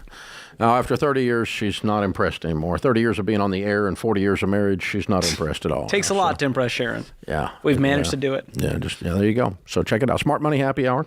Hey, this is a Baby Steps Millionaires theme hour. What is that? That is where we talk to real millionaires. If you're a real millionaire, call in. Let me help you with what a millionaire is, because some people don't know, including a congressman I heard speaking the other day who was an idiot.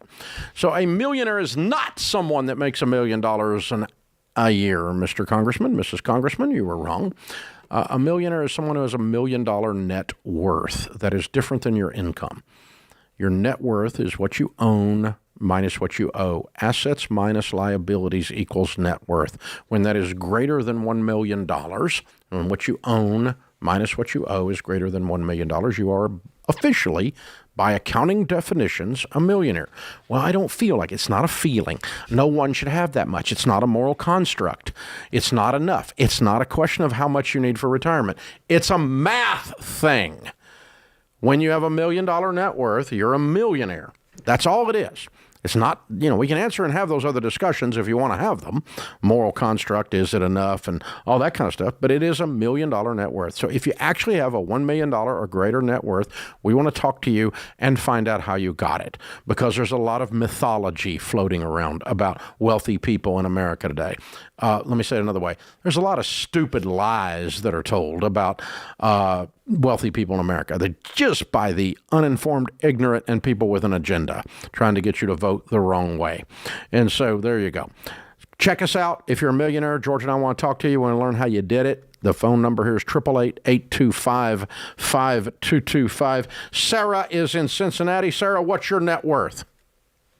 Good afternoon, sir. Very much an honor to speak with you, longtime listener. My net worth is $1.9 million. Very cool. Good for you. Give me a little breakdown on that. What is that? What's the categories that make up the 1.9?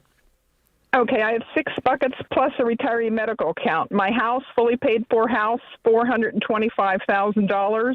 My bank checking and savings is currently at $250,000. I've got that amount in there.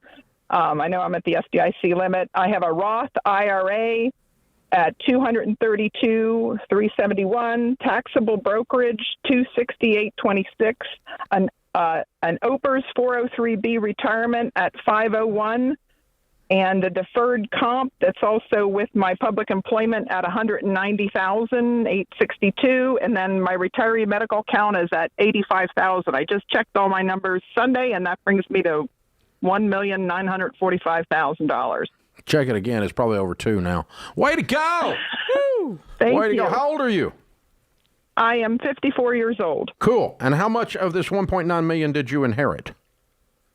I actually inherited after I hit my $1 million mark in 2017. After an uncle I was caring for passed away, I inherited $213,000 a gift from him. Awesome. That's very nice. But to be clear, you were already a millionaire. Yes, sir. So yes, you did I not probably become hit a my millionaire million. with inherited money. Correct, sir. I yes. just want to make sure everybody hears that loud and clear, because that's one of the numbers we hear about all the time. Way to go! All right, so what do you do for a living? You.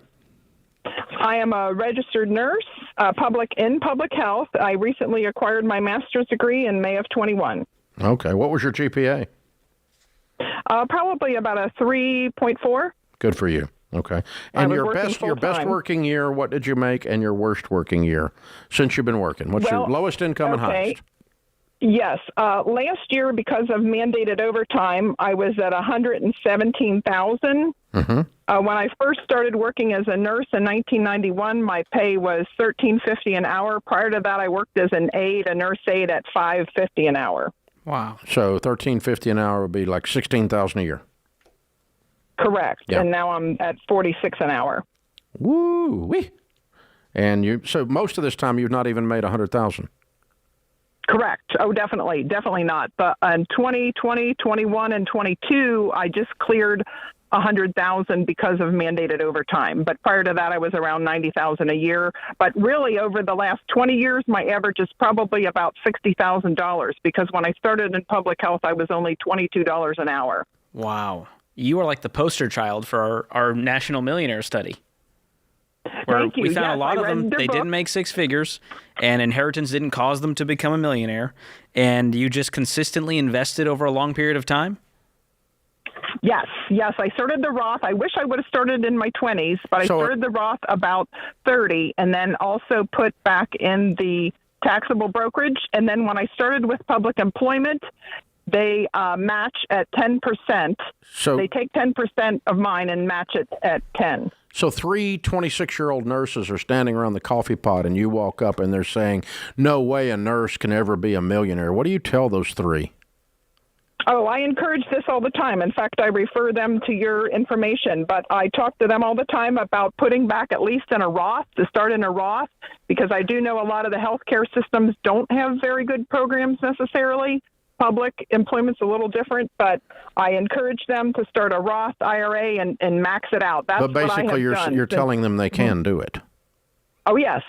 I've even disclosed, that I have built wealth that way, and they can do it too, that my house is paid for. They usually encourage to hear that. Sarah, you're amazing. You're amazing. You're an absolute amazing lady. Congratulations. 54 years old, $1.9 million, average income through her working life of $60,000. Only in the last 2 years did she even break 6 figures. Wow. And she's got a $1.9 million net worth.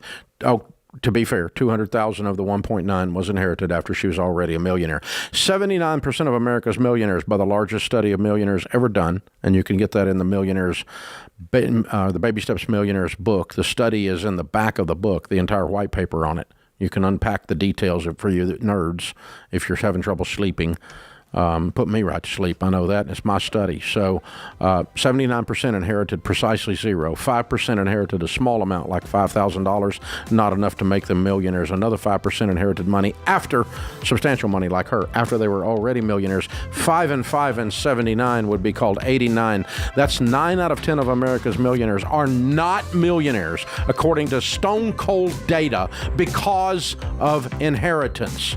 So when someone tells you the only way you're going to be wealthy is have a rich uncle, they're full of crap. It's simply not true. Don't let the lefties tell you this stuff. That's not true. It's a Baby Steps Millionaires theme hour.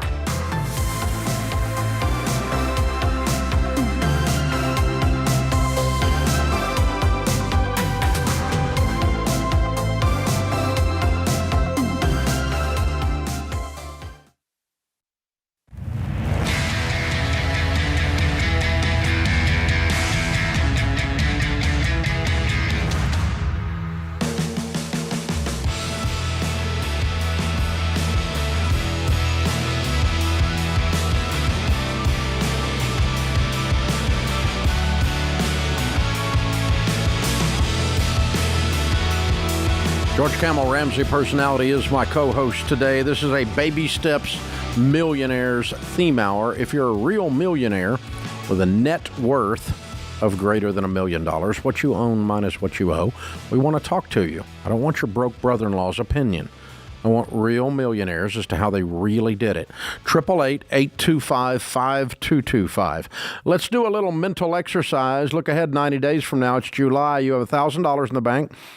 You paid off 2 of your credit cards, and you check out at the grocery without having a panic attack. You know how that would feel? Peaceful. Financially peaceful. Financial peace. Some of you have never had that in your entire life, but today is the day that you can take back control of your money. It starts in Financial Peace University. It's our 9-week course that's helped millions of people beat debt, build wealth, and become outrageously generous. We're going to teach you everything about how to handle money step by step, so you don't have to worry about it anymore. The average student going through Financial Peace University has an $8,000 turnaround in 90 days. $5,300 in debt reduction, $2,700 in savings. That's the average. Total of $8,000. Not a bad return on your time. If I could give you $8,000 in 3 months, would you talk about it? We should talk about it. That means before summer break is over, you're going to feel different. Go to Financial Peace University today at RamseySolutions.com/FPU and get signed up. You'll be amazed at how inexpensive it is. Get plugged into a group where people love you, encourage you, and hold you accountable, and that'll ensure that this works. Financial Peace University, RamseySolutions.com/FPU. David is in Milwaukee. Hi, David. What is your net worth? Hey, Dave, George. Thanks for taking my call. My net worth as of last night is $1,065,000. Look at you. I like it. Very good. And give me a little breakdown by category. How's that made up? So cash is around $90,000. Retirement accounts with 401k and Roth IRAs around $190,000. Brokerage accounts with $50,000, and real estate's the big one here at $735,000. Very cool. Good for you. How old are you? I'm 32. And my wife is 30. Good deal. And how much of this $1.1 million did you inherit? Zero. All right, zero precisely. Okay, so you've been working 10 years or so. What was your best working year, household income, and worst year? When my wife and I were both working together, we were probably in the 220 range, I would say, at her best year. Since then, she's become a stay-at-home mom. She's been working at home, and we're probably around the 200 mark now, I would say. That's your worst year ever, is 200? No, sorry. About 120 on the low end. Okay, cool. What do y'all do for a living? What do you do? I'm an electrical engineer. Okay, very good. All right. And what was your GPA? Bachelor's was, I think, around 3.8, 3.9. Master's like 3.5-ish, I want to say. Okay, good for you. Well done. Well done. So you think this can be done today? If you got somebody out there listening that's an engineer just coming out of school at 22, 23 years old, can they still become a millionaire in 10 years? Oh, 100%, 100%. I think as long as you have a vision of what you're trying to accomplish, and you can lay a goal in front of yourself, and put together some simple steps, and then just have discipline and on repeating those steps month after month, year after year, I think it's an inevitable fact, honestly. So I'm curious, David, because you're so young, and people like to poo-poo on folks that are young who have built wealth because they just don't think it's possible for them. So what would you tell that person? Was it the paid-for house? How intentional were you over these 10 years to do this, or did you just look up one day and go, "Oh my gosh, here we are"? No, we were extremely intentional, and this started off in 2015 when I got out of school. I mean, in 2015, I had a net worth of negative $50,000. And the first thing was jumping into FPU. Jumped into FPU, paid off those student loans in the first 12 months of my career, and we started saving for our first house and paid cash for our first house right out of the gate. It was a duplex. 2 years later, we paid cash for another rental property, and now we've moved into a third place as well. So we've been really just slow and steady, like Dave always says. The slow and steady wins the race. Wow.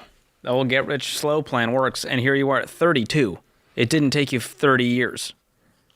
Well, sometimes I hear all rich people are crooks. How much of this did you steal? As far as I know, zero. Unless my CPA messed up or something, but zero as far as I know. Well, I just had to ask. I want to make sure we get all the facts out here. Hey, man, I'm proud of you. Way to go. Congratulations. Very, very well done. Jason in Lexington, what is your net worth? Hey, Dave, it is $1.3 million. Good for you. Give me a little breakdown by category. Yeah, it's about a third of it is in our personal property, a third of it is in retirement accounts, 401ks, IRAs, and a third of it is in investment property. Okay, so real estate. All right. And so Yes, good. sir. Very good. How old are you? I'm 49 years old, and my wife is 47. Excellent. Excellent. How much of this did you inherit? Not a darn penny, unfortunately. What do you do for a living? I am in technology sales, so I actually work for one of those big, large tech companies that had all the layoffs. And coincidentally enough, my commission check hit. I'm in sales while I was laid off. So technically, we became millionaires while I was unemployed. That's impressive. I'll take it. I'll take it every time. What's your degree in? It is in computer science. I was a developer for many years, started listening to you back in 2007, started looking for an opportunity to, get a bigger shovel, so I moved over into sales. Ah, that's interesting. And what was your GPA in computer science? Oh, it was about a 3.2. Okay. And what was your all's best working year since you've been working, household income, and worst working year, or range? So this year will be our best year. It'll be somewhere around $700,000. It's a bit of an outlier. You know how sales go. Worst year, I'd have to go all the way back to when I was in the Army to have my absolute worst year. But let's just go in the last 10 years, about $180,000. Okay. All right. So $700,000, and you got laid off. Exactly. It was the best year I've ever had. It's like lay me off every year. Wow. That's so interesting. I wonder what the correlation to that is. We don't want to pay this guy $700,000. We're going to lay him off. Okay, but they had to pay the commission that was on the books, right? They did pay what was on the books. So I guess if there's an ethical way to fire people, they did it. Wow. Call it a severance check. And next year they just won't have all those sales. Exactly. But I've already landed a new place. It's a better place, And the nice thing is when I got the email, and yes, I was fired over an email, I just looked at my wife that morning. I was like, well, I guess I'm taking some vacation.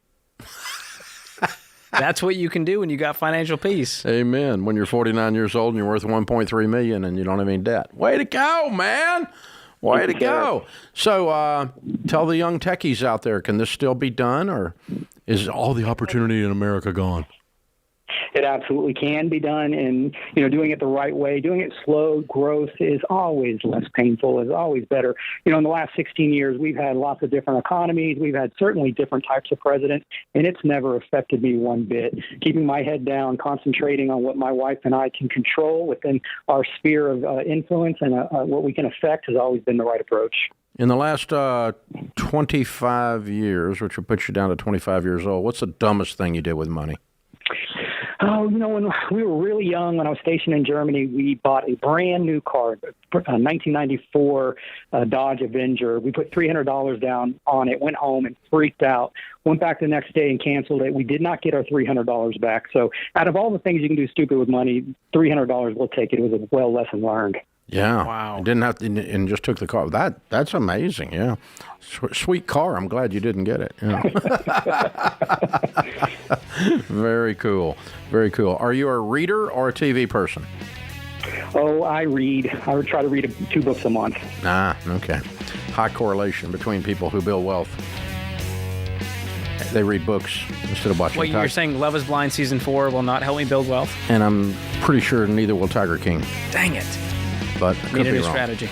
Could be wrong. I'm just helping you people out here with your inputs. Inputs matter.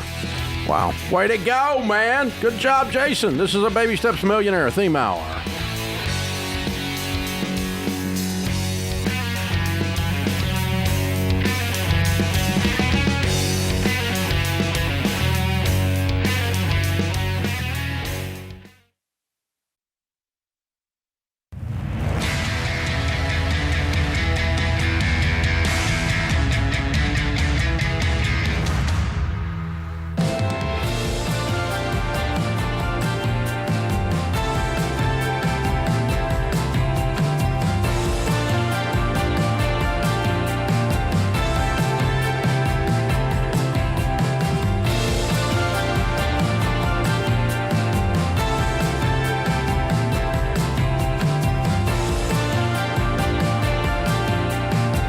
George Camel, Ramsey Personality, is my co-host today. This is a Baby Steps Millionaires theme hour where we're talking to real millionaires about how they really got there, not your broke brother-in-law's opinion, not somebody trolling on the internet.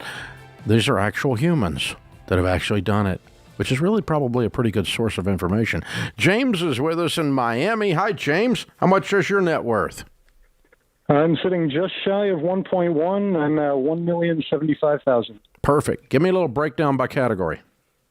All right. Well, about 450,000 is home equity. 255,000 is in my TSP. I've got 250,000 throughout Roth IRA, mutual funds, a couple single stocks in HSA, about 80,000 in cash, and 40,000 in paid off vehicles. Good for you. Cool. How old are you? I am 28. 28-year-old millionaire. Look at you, man. Way to go. How much of this did you inherit? Zero. And what's your best working year and your worst working year income-wise? The worst working year was back in 2015 when I started entering the workforce. I made about 50,000 that year. Okay. And my best working year was last year, made about 250,000. Cool. What do you do for a living? I'm an air traffic controller. Ah, okay. So was that a lot of overtime or what? Yeah, it was mostly overtime. The whole pandemic, we just started going crazy with the overtime. I jumped up my salary by about 30,000 one year in 2021 by just taking a bunch of OT. And then in 2022, same thing, just a lot of overtime. Very cool. Very cool. What's your degree in? I actually don't have a degree. Okay, cool. VOTEC or anything? I went to college for about 2.5 years. It was a 4-year program, and about a year and a half into it, the government changed their minds, which they always do, about how to hire people. So you don't need a degree for that field anymore. Wow. Okay. And your GPA in high school then was what? High school, I was a pretty good student, probably about a 3.5, and about the same in college for those 2.5 years. Good for you. So what do you attribute the fact that you're a millionaire at 28 years old? How did that happen? What do you call that? I think a lot of it is, I want to throw it back to my parents, how I was raised through that and how they instilled that work ethic in me. They both put in, 60 plus hours a week. And my mom was a small business owner, and just seeing her hustle and grind was really a big driving force towards it. But they didn't give you any money. They just gave you an example. Correct. And also I got to work in the business growing up, so I got to start earning my own money from a young age. Okay. So what were the specific steps you took over the last 7-8 years? Were you doing 15% retirement? Did you wait and get a bigger down payment? What were the tactical pieces of this? Oh, I kind of messed up probably about 2 years into the job. I got a big pay raise when I started getting checked out and certified on positions. I took that pay raise and I got a brand new car. Ah. So that was one mistake there. But after that, I learned and I started investing all the other pay raises after that. So you just lived on less than you made after that and went, I'm going to sock this money away in retirement and pay down the house and I'll get to millionaire status. Was it intentional to get there? Yes, it was very intentional. I always had the goal. I wanted to be a millionaire by age 30. And you did it. And suddenly a couple years ago, I saw the end in sight and was able to see $1 million coming up on it. Yeah. Wow. Way to go, Rob. Excellent work. I'm sorry, James. Excellent work. Very well done. Good job. Rob is in Atlanta. Rob, what's your net worth? Hi, my net worth is right about 4.3 million. Very cool. Give me a little breakdown by category. Yeah, I've got $2 million in 401k, 1.3 about in just mutual funds and things like that.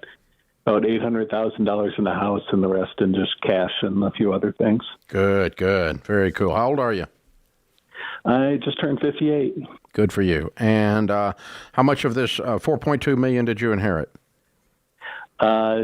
Basically zero. We just got my mother-in-law passed away this last year, so we got $90,000 just in the last year. But you were already multimillionaires. Exactly. Yeah. So what's your best working year income and your worst working year income?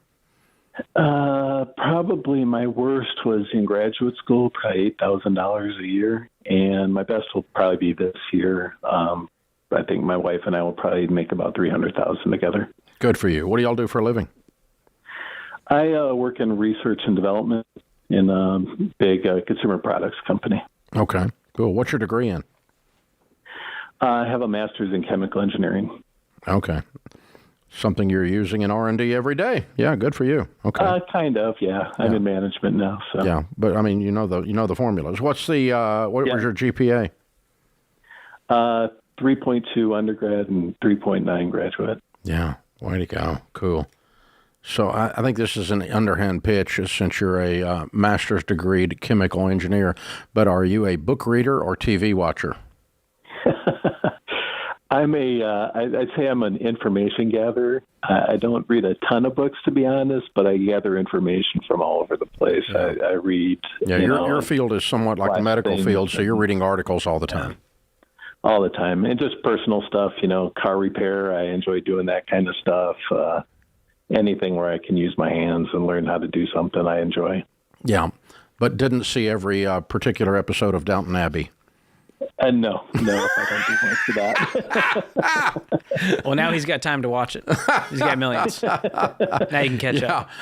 That's what we aspire to, right? I love it, brother. Well done. Impressive. So your advice to the 28-year-old version of you? Yeah, well, I think like everybody else, it's, spend less than you make. It makes things a lot more comfortable. Another one that I haven't heard too much is I really don't like to pay somebody else to do something I can do. So I'm willing to work pretty hard to, do things that other people might just pay somebody to do. And I really don't do much of that. Something I get, people sometimes criticize me on not asking, and I think it's a valid criticism. Do you or your wife smoke? No. We need to start asking that because I think there's a high probability they don't. Because it's obviously a medical issue. B, it costs a lot. And I'll bet you we find a correlation. I've never asked it before. Yeah, it's an expensive habit. Because it just costs a lot. And you go through a couple packs a day, it's a big deal. And so interesting. Very interesting. Hey, man, very cool. I'm proud of you. Thanks for the call. We appreciate you calling in. It's a Baby Steps Millionaires theme hour. Now, the mythology, if you listen to the internet trolls, the Reddit fools, the Tic-Tac people, whatever they are, or your broke brother-in-law who votes the wrong way, they're going to tell you that wealthy people all inherited their wealth. We've already told you 89% did not become millionaires, stone cold research, because of inherited wealth. We can prove it to you. You disagree with that, you're what's known as wrong. This is data, okay? The law of gravity is data. It works every time. It's called facts. The vast majority of wealthy people are crooks, George. Have you heard that one? I've heard that one. We got to be evil to make money, Dave. Which is very interesting because if you own a restaurant and you rip people off, people don't come back, and they tell people to stay away. If you own a car repair place and you rip people off, they don't come back, and they tell people to stay away. I'm confused how the crooks prosper over the long haul. Now, they might prosper that week, but it's very difficult to become wealthy. It's easier to become wealthy with actual high integrity because as your customers will come back. You know, whether you're, because you can't keep your job if you lie and steal and all that. And they're all famous entertainers. They're NFL athletes. They're, they're country music stars. They're rock stars. I didn't get a single call from them today. Yeah, they're just engineers. Haven't talked to one of those salespeople. Yeah, the nurses. truth is that data tells us that it's less than 2% of millionaires are celebrity types. Almost none of them are celebrity types, and celebrity types have a horrible reputation of handling money well, by the way, as a general rule. Some do a good job, but the reputation is bad, to say the least. This is a Baby Steps Millionaires theme hour.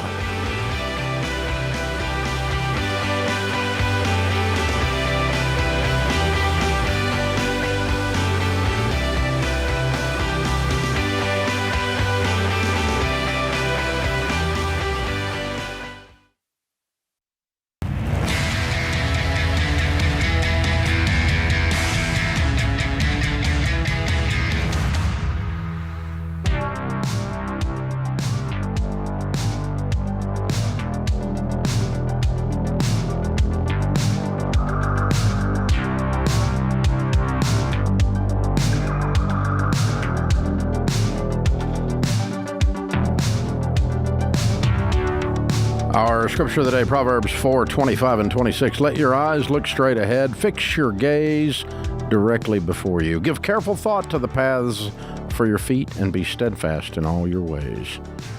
George Lucas says you simply have to put one foot in front of the other and keep going. Put blinders on and plow right ahead. This is a Baby Steps Millionaires theme hour. We're talking to real millionaires. If you want to know more on this subject, the book, #1 bestseller, this is my 8th #1 bestseller, is called Baby Steps Millionaires, and it came out about 14 months ago. And it's stories of real millionaires that really did this stuff, and it's data from the actual millionaire study. The study is published as an appendix in the back, and we go through exactly how people walk this process out and exactly how over 30 years I've observed them doing it. And we defeat all of the lies that the hope stealers put out. And the hope stealers are out there. They were trained by Karl Marx in the college classroom. And it's just not true that you're stuck or that America is so broken that you can't win. Yes, there's lots of problems. Yes, there's lots of obstacles. If being successful was easy, no one would care about being successful. Everyone would get a participation trophy and we'd call it a day and we'd call it communism. But there's a real way that real people get up, leave the cave, kill something and drag it home, and they become real millionaires. And no, they did not inherit their money, and no, they're not crooks, and no, they're not rich people. And oh, by the way, if you're so stupid that you think a house, George was telling me this at the break, that a paid-for house does not count in your net worth, then you don't understand basic accounting, okay? And they don't teach that on TikTok, all right?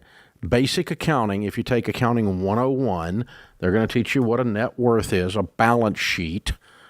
And a balance sheet net worth is your assets minus your liabilities. It's very simple and very clean, and your assets are anything. Cars count. You have $100,000 in cars. That counts towards your net worth. Now, I hope to God it's not much of your net worth, but it counts as part of your net worth.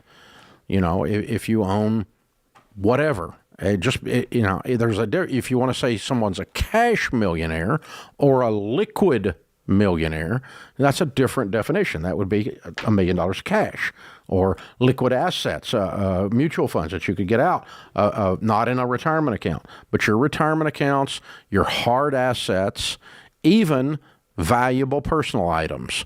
Okay, if you had a bunch of collectible art, that counts in your net worth. I don't recommend it, but in terms of a high percentage of your net worth, but it counts. And if you don't think so, you're what's known as wrong. So really, you have to start dealing with facts here. And well, it doesn't count. Why do you want it? Why do you want it to be impossible? Well, you whiners. Why do they want it to be impossible? Someone hurt them, and they just can't get over it. Maybe it was a breakup. Maybe it was some childhood trauma. I don't know. But they're in the YouTube comments, Dave, and I got to deal with them. Someone's got to set them straight. Well, because you actually look at the YouTube comments. That's the difference. Well, I can't help see idiots just get to be free. You have to deal with them. The problem is, I think it was a Mark Twain quote. If you start a fight with an idiot, they'll drag you down, and onlookers can't tell the difference. Don't argue with a pig. Don't get in the mud with a pig because nobody can tell which is which. That's the thing. Yeah. So, but our goal here, we want to prove to you that you can win. It's that simple, and it's not Pollyanna. It's not fake. And if it goes against your little victim mentality, well, good. That's what we're trying to do, is break your little victim mentality. Amy's in Dallas. What's your net worth, Amy? $2.2 million. $2.2 million. Way to go. Give me a little breakdown on that. You're breaking up on us, Amy. You're breaking up. We need a new phone. Oh, I'm sorry. There we go. Maybe I'll spend some of it on that. You got a deal on the phone. $1 million in retirement, which is 401k and Roth IRAs. Mm-hmm. 400k, I'm guessing, on the house. Mm-hmm. 700k in brokerage accounts and company stock, and then 100k in cash. And I do apologize, Dave. I did not incorporate things with wheels and motors. That's okay. Because they go down in value. That's okay. I also don't. It's not the end of the world. I'm not yelling at you for that. I'm yelling at people who say that George's house has his $1 million net worth doesn't count because he got about a $700,000 paid for house and he's 32 years old. So of course it counts. Right. Yeah, that's just dumb. So anyway, all right. So how old are you? I'm 34 and my husband will be 33 this year. Excellent. How much of this did you inherit? I think about 50K my husband did when his grandfather passed away, but that was well after we were already millionaires. Okay. We rest our case. All right, cool. And what do you guys do for a living? We met in college, and we were both studying electrical engineering. He won the lottery. I was the only female in class.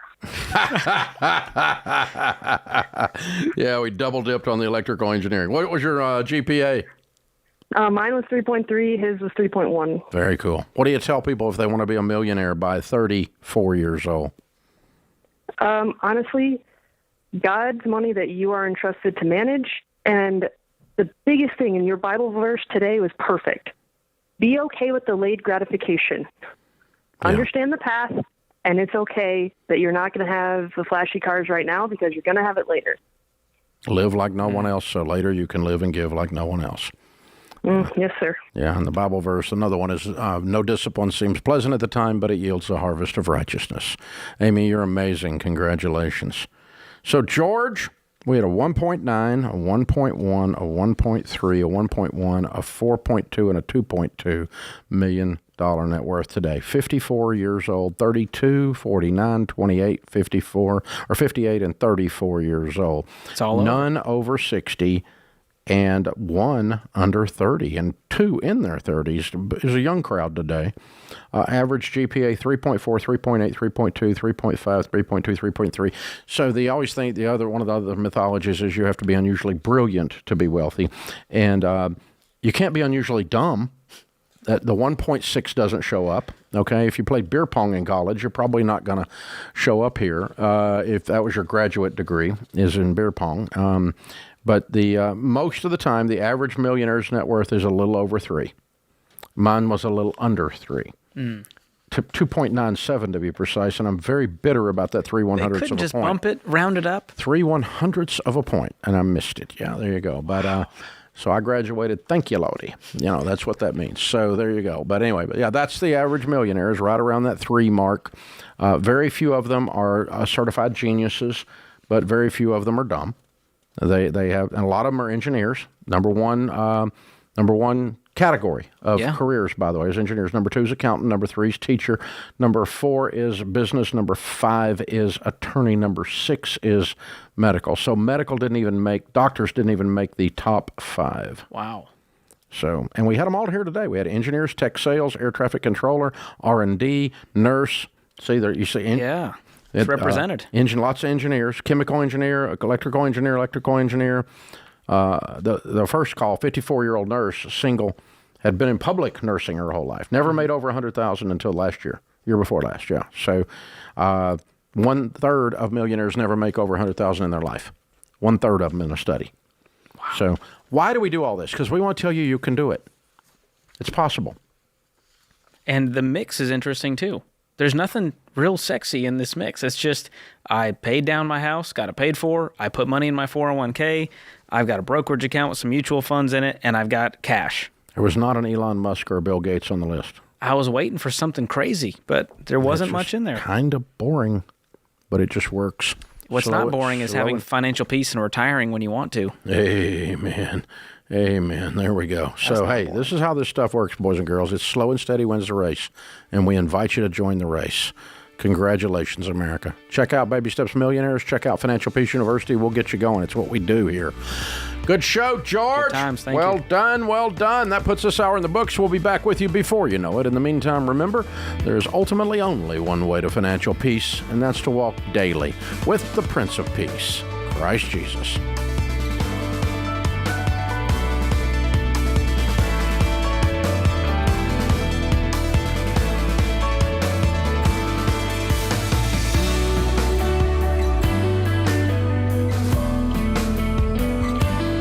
Hey, George Camel here. If you love the show and you want a deeper dive on your money journey, we've got a weekly newsletter that gives you helpful articles and tips on following the Ramsey way. Just go to RamseySolutions.com today to sign up for the newsletter. Again, that's RamseySolutions.com to sign up for our weekly newsletter.